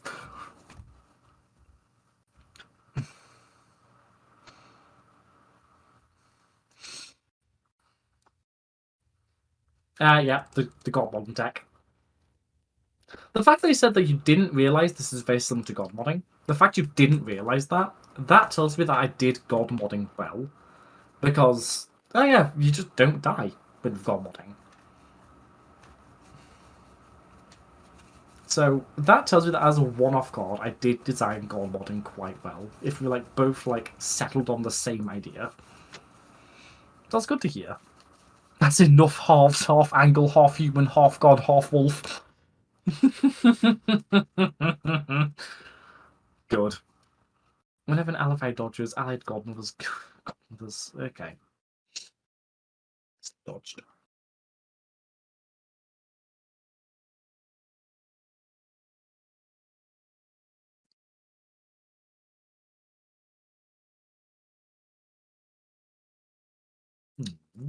Oh, well. This isn't winning, but this is wholesome. This is a very wholesome submission. I'm glad to have been able to see it.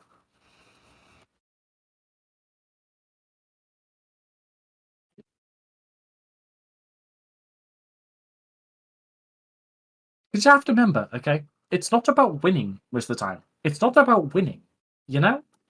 It's not about winning. It's about fucking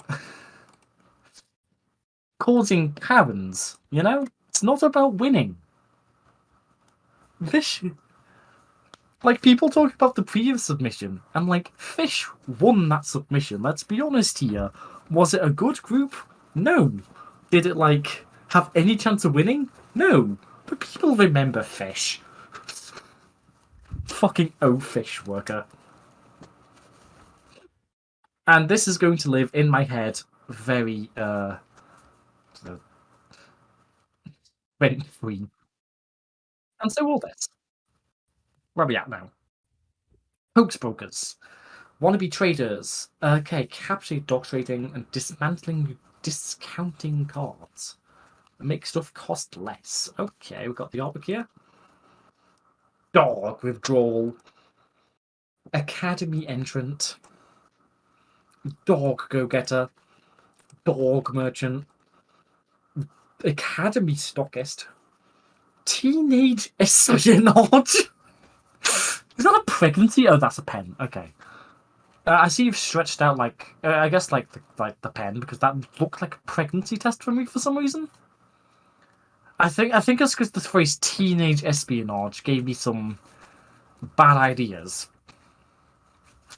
Some ungood ideas. Some not okay pilled. Un-okay pilled ideas. Poor thing. Oh. Third grade Kevin, trading monarch. An academy terrorist. Okay. So this is going to be more like Adopt Me type of roleplay here. Okay. Reduce the cost of a target who's broken hand by one called the stud. Dog go getter.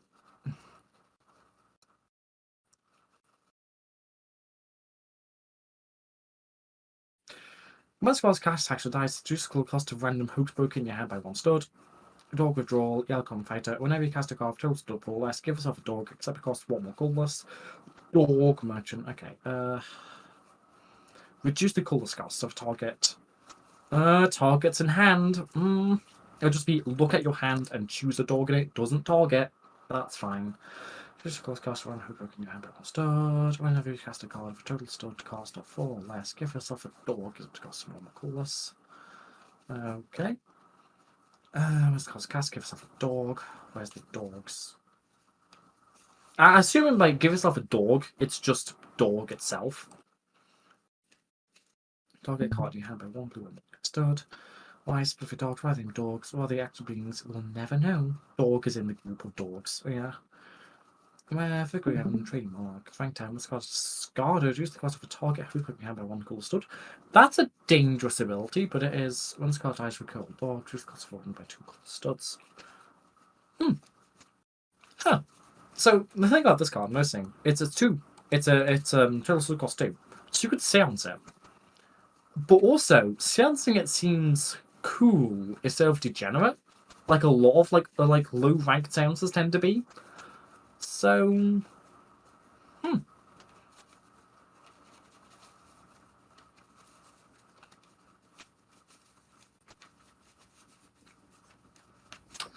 I don't quite think the stud reduction is working. Like it is like it's a good stab. I like the flavor here of like trading and like making stuff cost less because you're trading. But I don't think it's working, and the reason why, if I can explain this in a way that's actually makes sense. The reason why is because when I am pregnant, I pause like a motherfucker. The reason why this idea of like reducing the cold-stood costs of cards doesn't work in my eyes, despite being a really good stab, or could be improved, is because you're not really trading anything, you're just making your cards cost less. And that is like a neat take on like archetype improvements, and like archetype cards, like just getting like ally buffs non-stop. But the thing about making your cards cost less is it kind of just becomes a you can only cast this if you have other dogs already. And that type of effect becomes a bit like it doesn't I just don't feel like it's like Clearly I don't know what the fuck I'm talking about. Okay, let's try this again. Entrant, Muscars, cast, choose, cast, but talk in hand, control sword, just sword, cast card, just off, let's go, gives the dog, cost more cool, this one is called scat, gives a dog. When this card attack destroys, reduce the cost of a target Hoaxbroker in your hand by 2 colorless. When this card's cast, they 3 size. Okay. They still have no idea I'm here despite the obvious difference in size. Maybe they're used to a student twice their size wearing the school. Kevin. It's because you're not trading. There we go. You're not actually trading anything. There's a bit of like, oh yeah, I'm going to trade dogs around. Just like reducing the costs doesn't really mean you're trading anything. Like, where's the trade there? You know? Like, you're not exchanging one card for another. You're just getting this card, and then your stats are reduced for your next card. So you're not really trading anything.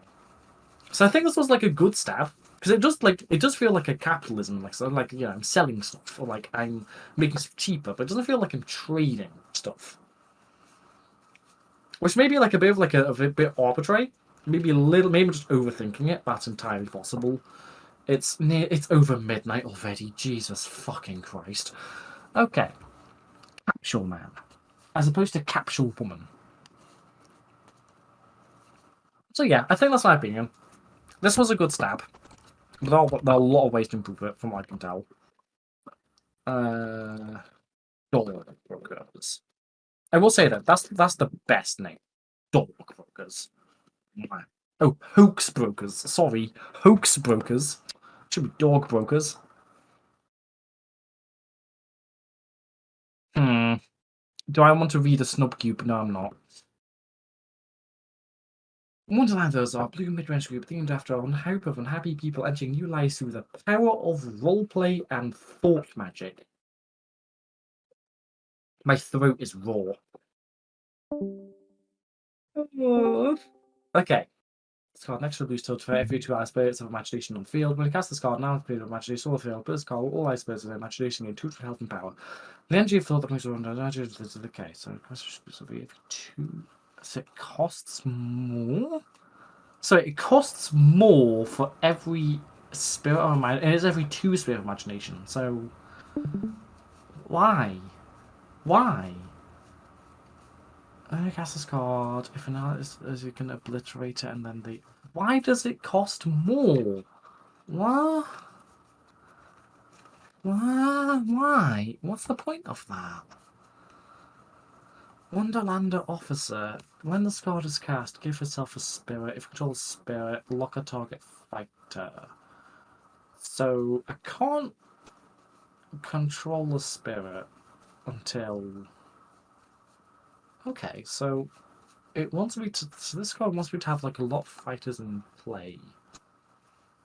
I guess I'm seeing it now. I'm not sure if I agree with it, but I am seeing it. I'm noticing that this card, you want this card to like, you want to cast this card when you have a lot of these guys, but you also want to cast this card when we have these guys. So I'm not sure. Well, I guess it's a token. Pet. This is cute. Cutesy. If you control the Sphere of Imagination, draw a card.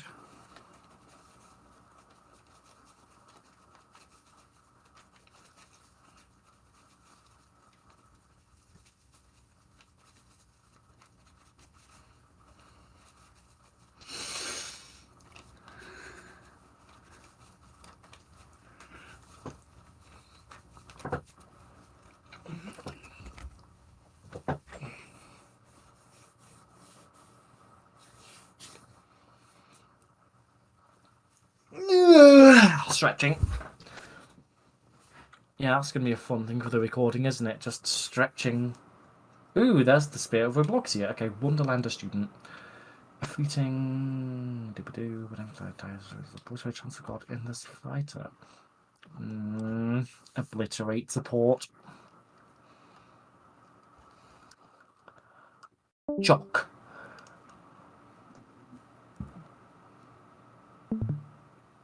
No wonder matter the limitations of one's own body. Oh, that's clever. Okay, this is some good theming. I like the theme here. And unlocked a target. Luck of one turn. Unlocked Spirit of Imagination. Spirit of Imagination is not a Wonderlander.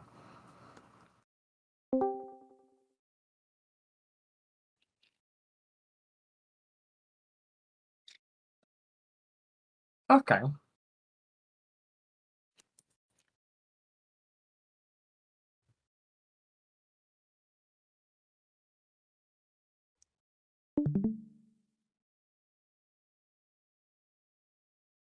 Done through playing roles. Myr of Wonderland. With like the big period. She looks like she's on a period, to be honest. What the fuck, Myr? Myr, what the fuck? Myr, come on. No, Myr, come on. Myr.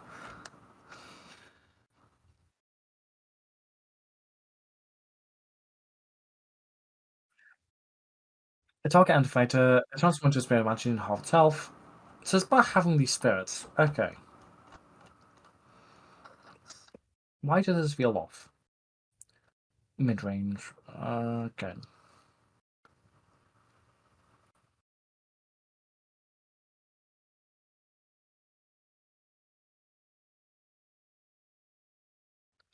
I know why this is off. Okay.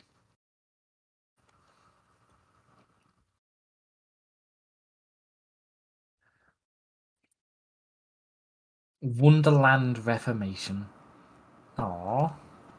Oh, this is very wholesome. This is very wholesome.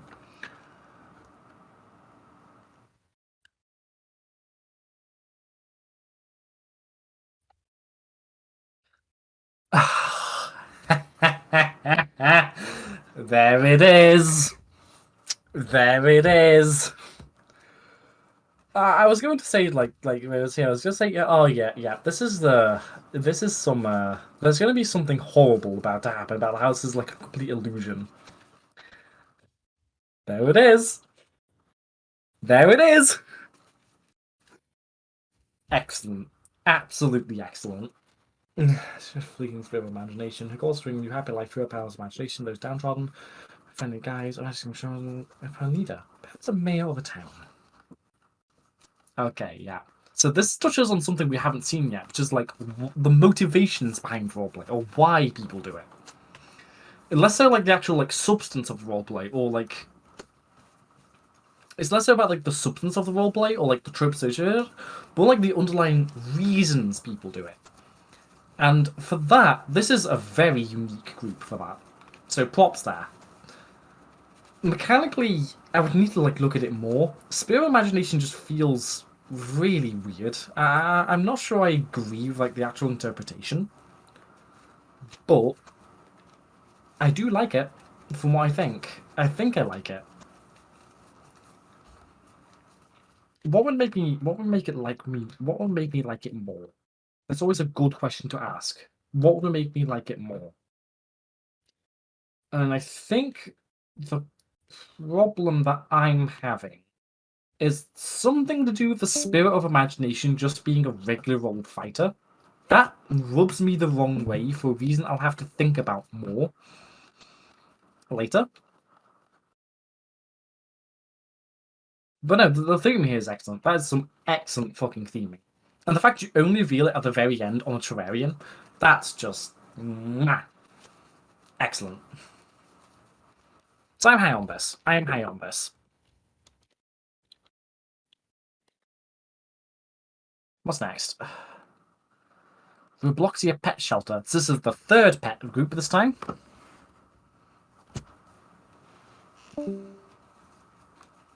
Oh, they're scared. Ooh, this.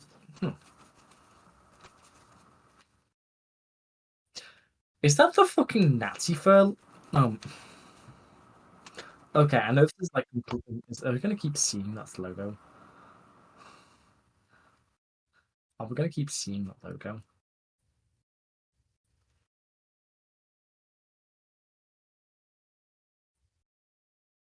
Claudia! Yes! Yes! What the fuck? Choose my hand against. That's it. Okay, so you get to radiate cards in hand.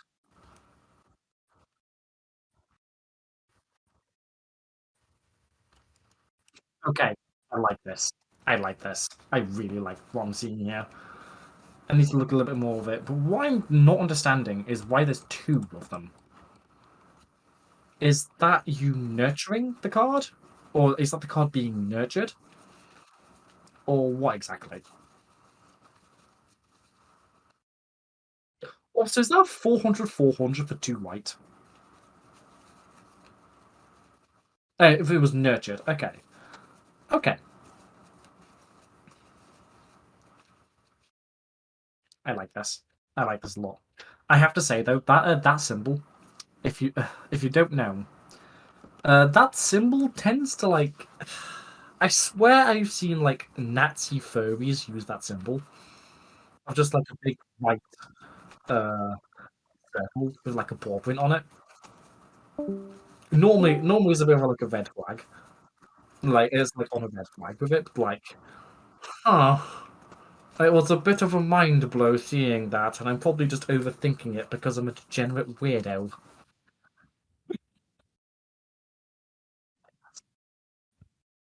Oh, there's a. Oh, okay, okay. Okay, there we go. This is a pretty good way of design as well, so I'll give props there.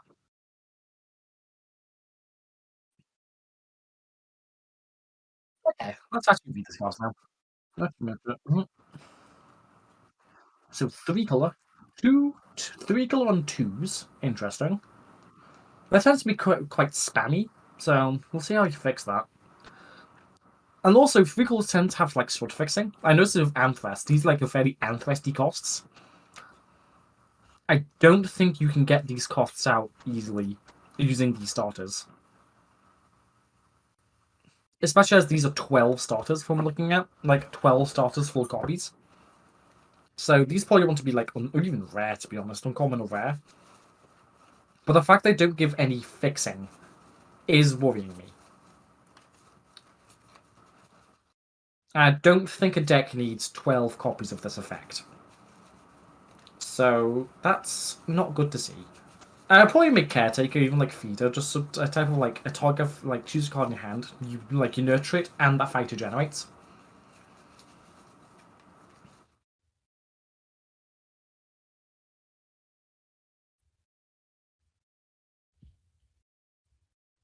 Hmm. When this card's cast, deal 200 damage to a fighter, deal stealth, deal damage to a fighter to half this fighter's total stats. That's a lot of maths, I'm not a fan of that. If this card was nurtured, this card gains 100 health and power first, nurture 250. If this card was nurtured against your first, nurture 250. So I think that's when you cast it and it was nurtured. It gains a health shuffle power first, and you also get a nurture. That's not great. That wasn't worded nicely. Let's go as cast such a deck for an RPS fighter. If your deck was nurtured, nurture twice. Okay. Yeah, I like that. I don't like that it can search itself, but that's just regular. After this card attacks, draw a card, then nurture. If this card was nurtured, it has haste. Once card's cast, nurture 300. When you cast nurture fighter, first fires. And then if this card was nurtured, against 300 power. Once card is cast, nurture 300. When you cast nurture, against 300 health. That's really not good stats for that cost. Squeaker. Once card's cast, nurture 1 power. When you cast a nurtured fighter, give yourself an RP squeaking. Squeakling. Squeak. Snap.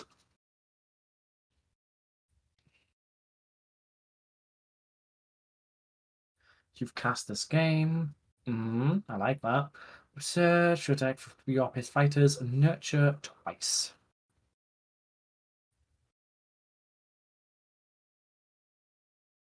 Make a problem that only you can solve.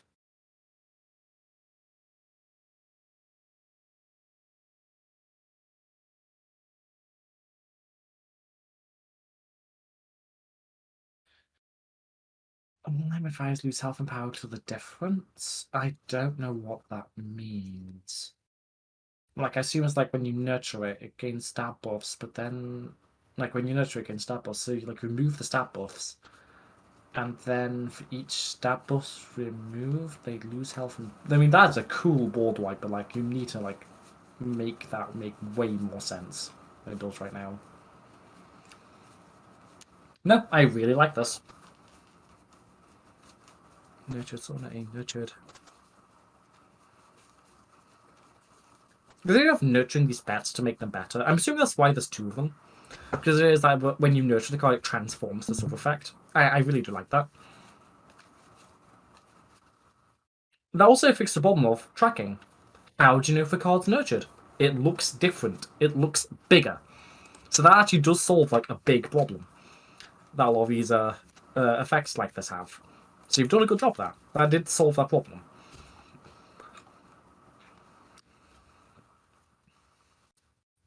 Yeah, I'm really high on this. There's like a lot of problems like mechanically with it, but those are like kind of small problems. In the grand scheme of things, those are fairly small problems that could quite easily fixable. So I'm pretty high on this, I'd say. Interesting how like both the pet groups.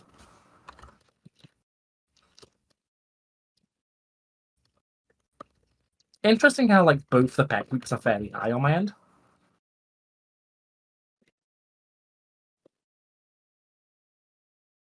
Oh my god, my brain. Inquirer.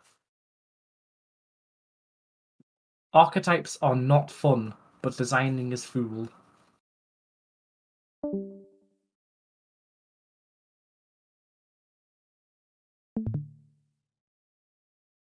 Okay.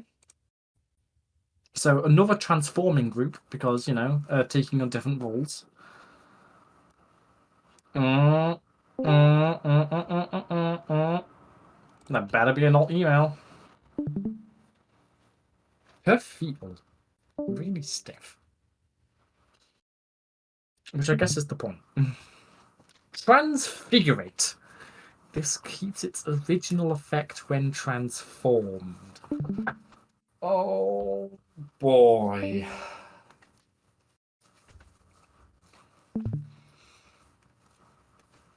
Whenever you cast a fighter, give yourself a morph. Control another Inquirer, give yourself an additional morph. So, you know, morph groups, yeah. A colourful canvas of imagination and diversity. Oh, my brain. When this card is cast on a copy of this fighter, whenever you transform a guy, this card transforms into a copy of that fighter. Like, I'm just saying that right now. If, like, these last two... If this last group is, like, really complicated, I might die. Because I have a headache right now. I've been talking non-stop for 4 hours straight. Oh. Experience Explorer. When I explore experience. When this card is cast, summon a copy of this fighter. Whenever you transform a fighter, this card transforms into a copy of that fighter. Draw a card except you discard it, drawing your next end step. This effect always ignores transform immune. Why the fuck am I pretending to sing in a glad Aussie voice? I'm a little bit delirious right now. When this card is destroyed, gain transform 2 random fighters into the newest roleplayer in your graveyard. Give yourself 2 morphs. VIP roleplayer. Okay, so morphs. Let me check what the morphs are.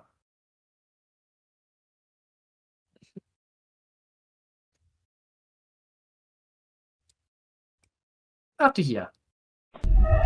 Always good to see this. Oh, is this? Hang on. Ghost Rider. Oh, this shouldn't have been in the.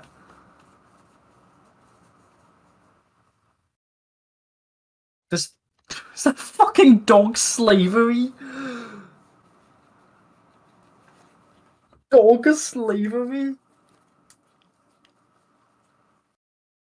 Damn, you should not put dog slavery in a set. You shouldn't put dog slavery in your archetype.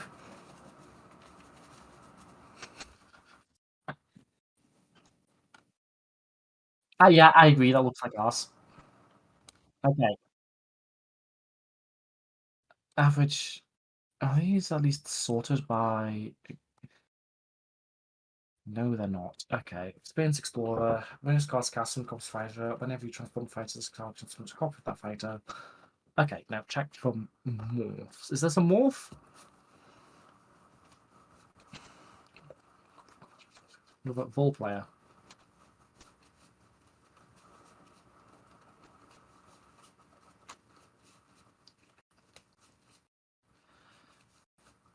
What cards are... Is this the only morph, or...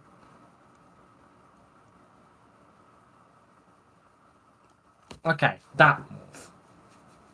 Which, no... Okay, this is completely different from morph, which is two O's. Completely different, despite the fact they're both one white actions that target and transform something into a cow. And if you don't think this is a cow, don't worry. She's an absolute cow. Okay. 37 unique groups. 37 unique group.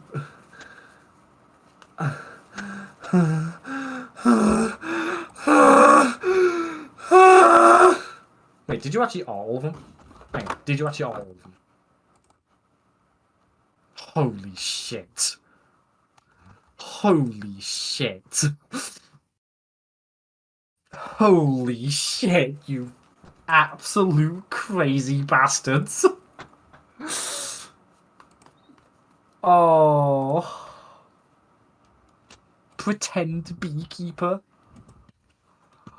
Just oh, playoff Nexus. Oh, you crazy bastards. You absolute crazy, insane. I was twice. I see. Dog walker. This is far more effort than you had to put. That's some interesting dithering. Why are you using fucking like dithering?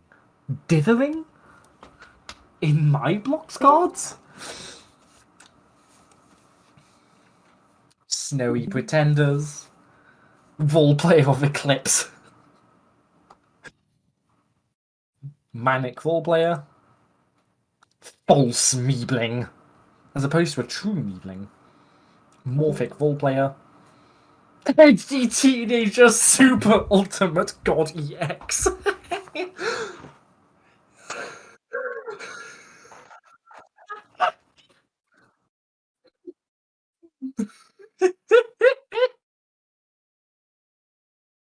Super God Ultimate EX.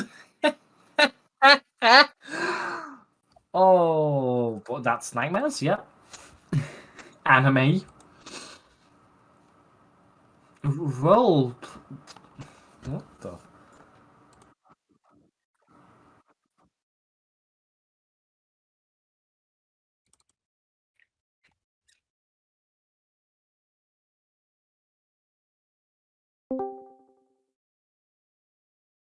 Oh, I see. Okay, okay. Not gonna lie, I thought this was like the you know, like data deception being like part of the alphabet. I didn't know, like alphabet. Alphabet. Oh, I thought this was an archetypant for that, a groupant, as they'd be called in the code for that.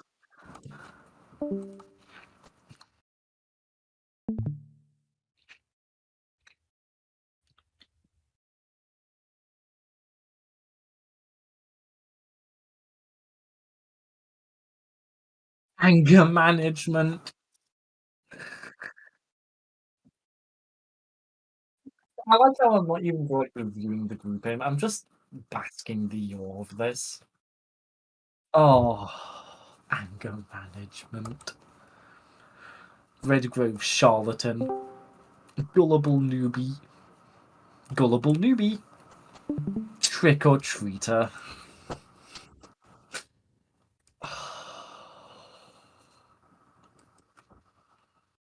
Titanic costume tester.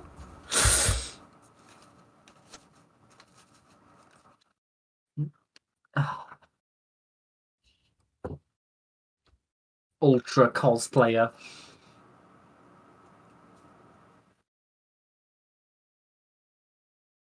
Vagabonds. Botanist roleplayer, because that's World of Wood. At least I assume it's World of Wood. Yeah. Oh, it was toy. Okay, right.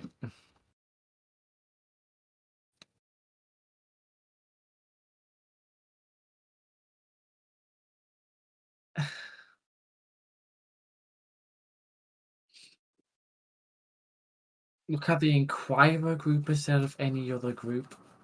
Okay. So, given that this is one card, that's making me look at 37 other cards. We're not getting to this in time. We're not getting to this. You want me your Amazon reader so you don't go insane? That will not help you. That will not help you. That will not help me. But I appreciate it. I do appreciate the advice. The thing is, I'll then have to like ask you to read stuff, and by that point, I like read stuff in a non-linear fashion that is a bit difficult to like.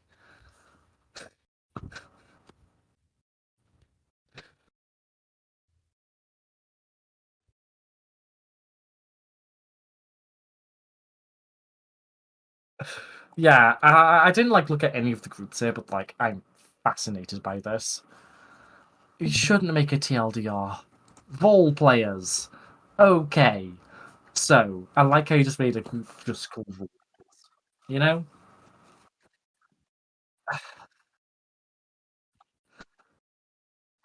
One more. One more pets of a roleplayer. So it's got pets in it, so you know it's going to be good. Summon 2 random pets. Okay. Give yourself a random pet. That's a lot of token gen. We had to like kind of gimp Possum Party, if you remember, because of like all the token gen. So like, but okay.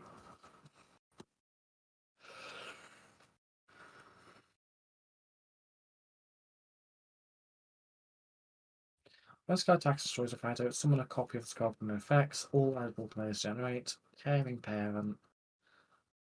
Okay.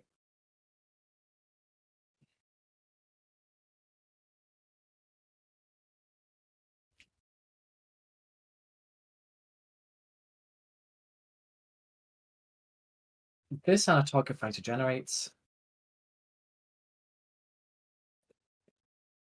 Just very quietly reading this. Just very quietly. Give yourself a role player fighter. Okay. This feels fairly generic from what I'm seeing. Like, I'm not seeing, like, I'm saying you should do this. This is just, oh yeah, play all these cards together, and they're kind of, like, roleplay related. And they all, like, 3-color, I guess, but, like, I'm not...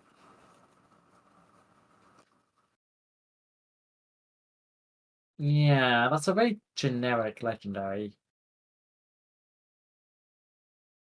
And that's also, like, a very generic and absolutely fucking not worth that. Like, the pets are just this, right? Yeah. No. They're not worth... No.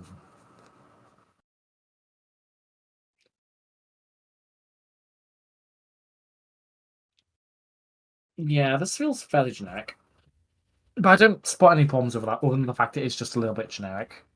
So I guess I'll put that here in my list. 1, 2, 3, 4, 5, 6, 7, 8, 9, 10, 11, 12, 13, 14, 15, 16, 17, 18, 19, 20, 21, 22, 23, 24, 25, 26 out of 2, 3, 4, 5, 6, 7, 8, 9, 10, 11, 12, 13, 14, 15, 16, 17, 18, 19, 20, 21. Right? I'm still typing there. 1, 2, 3, 4, 5, 6, 7, 8, 9, 10, 11, 12, 13, 14, 15, 16, 17, 18, 19, 20. 23, 24, 25, 26. So I'm missing 2.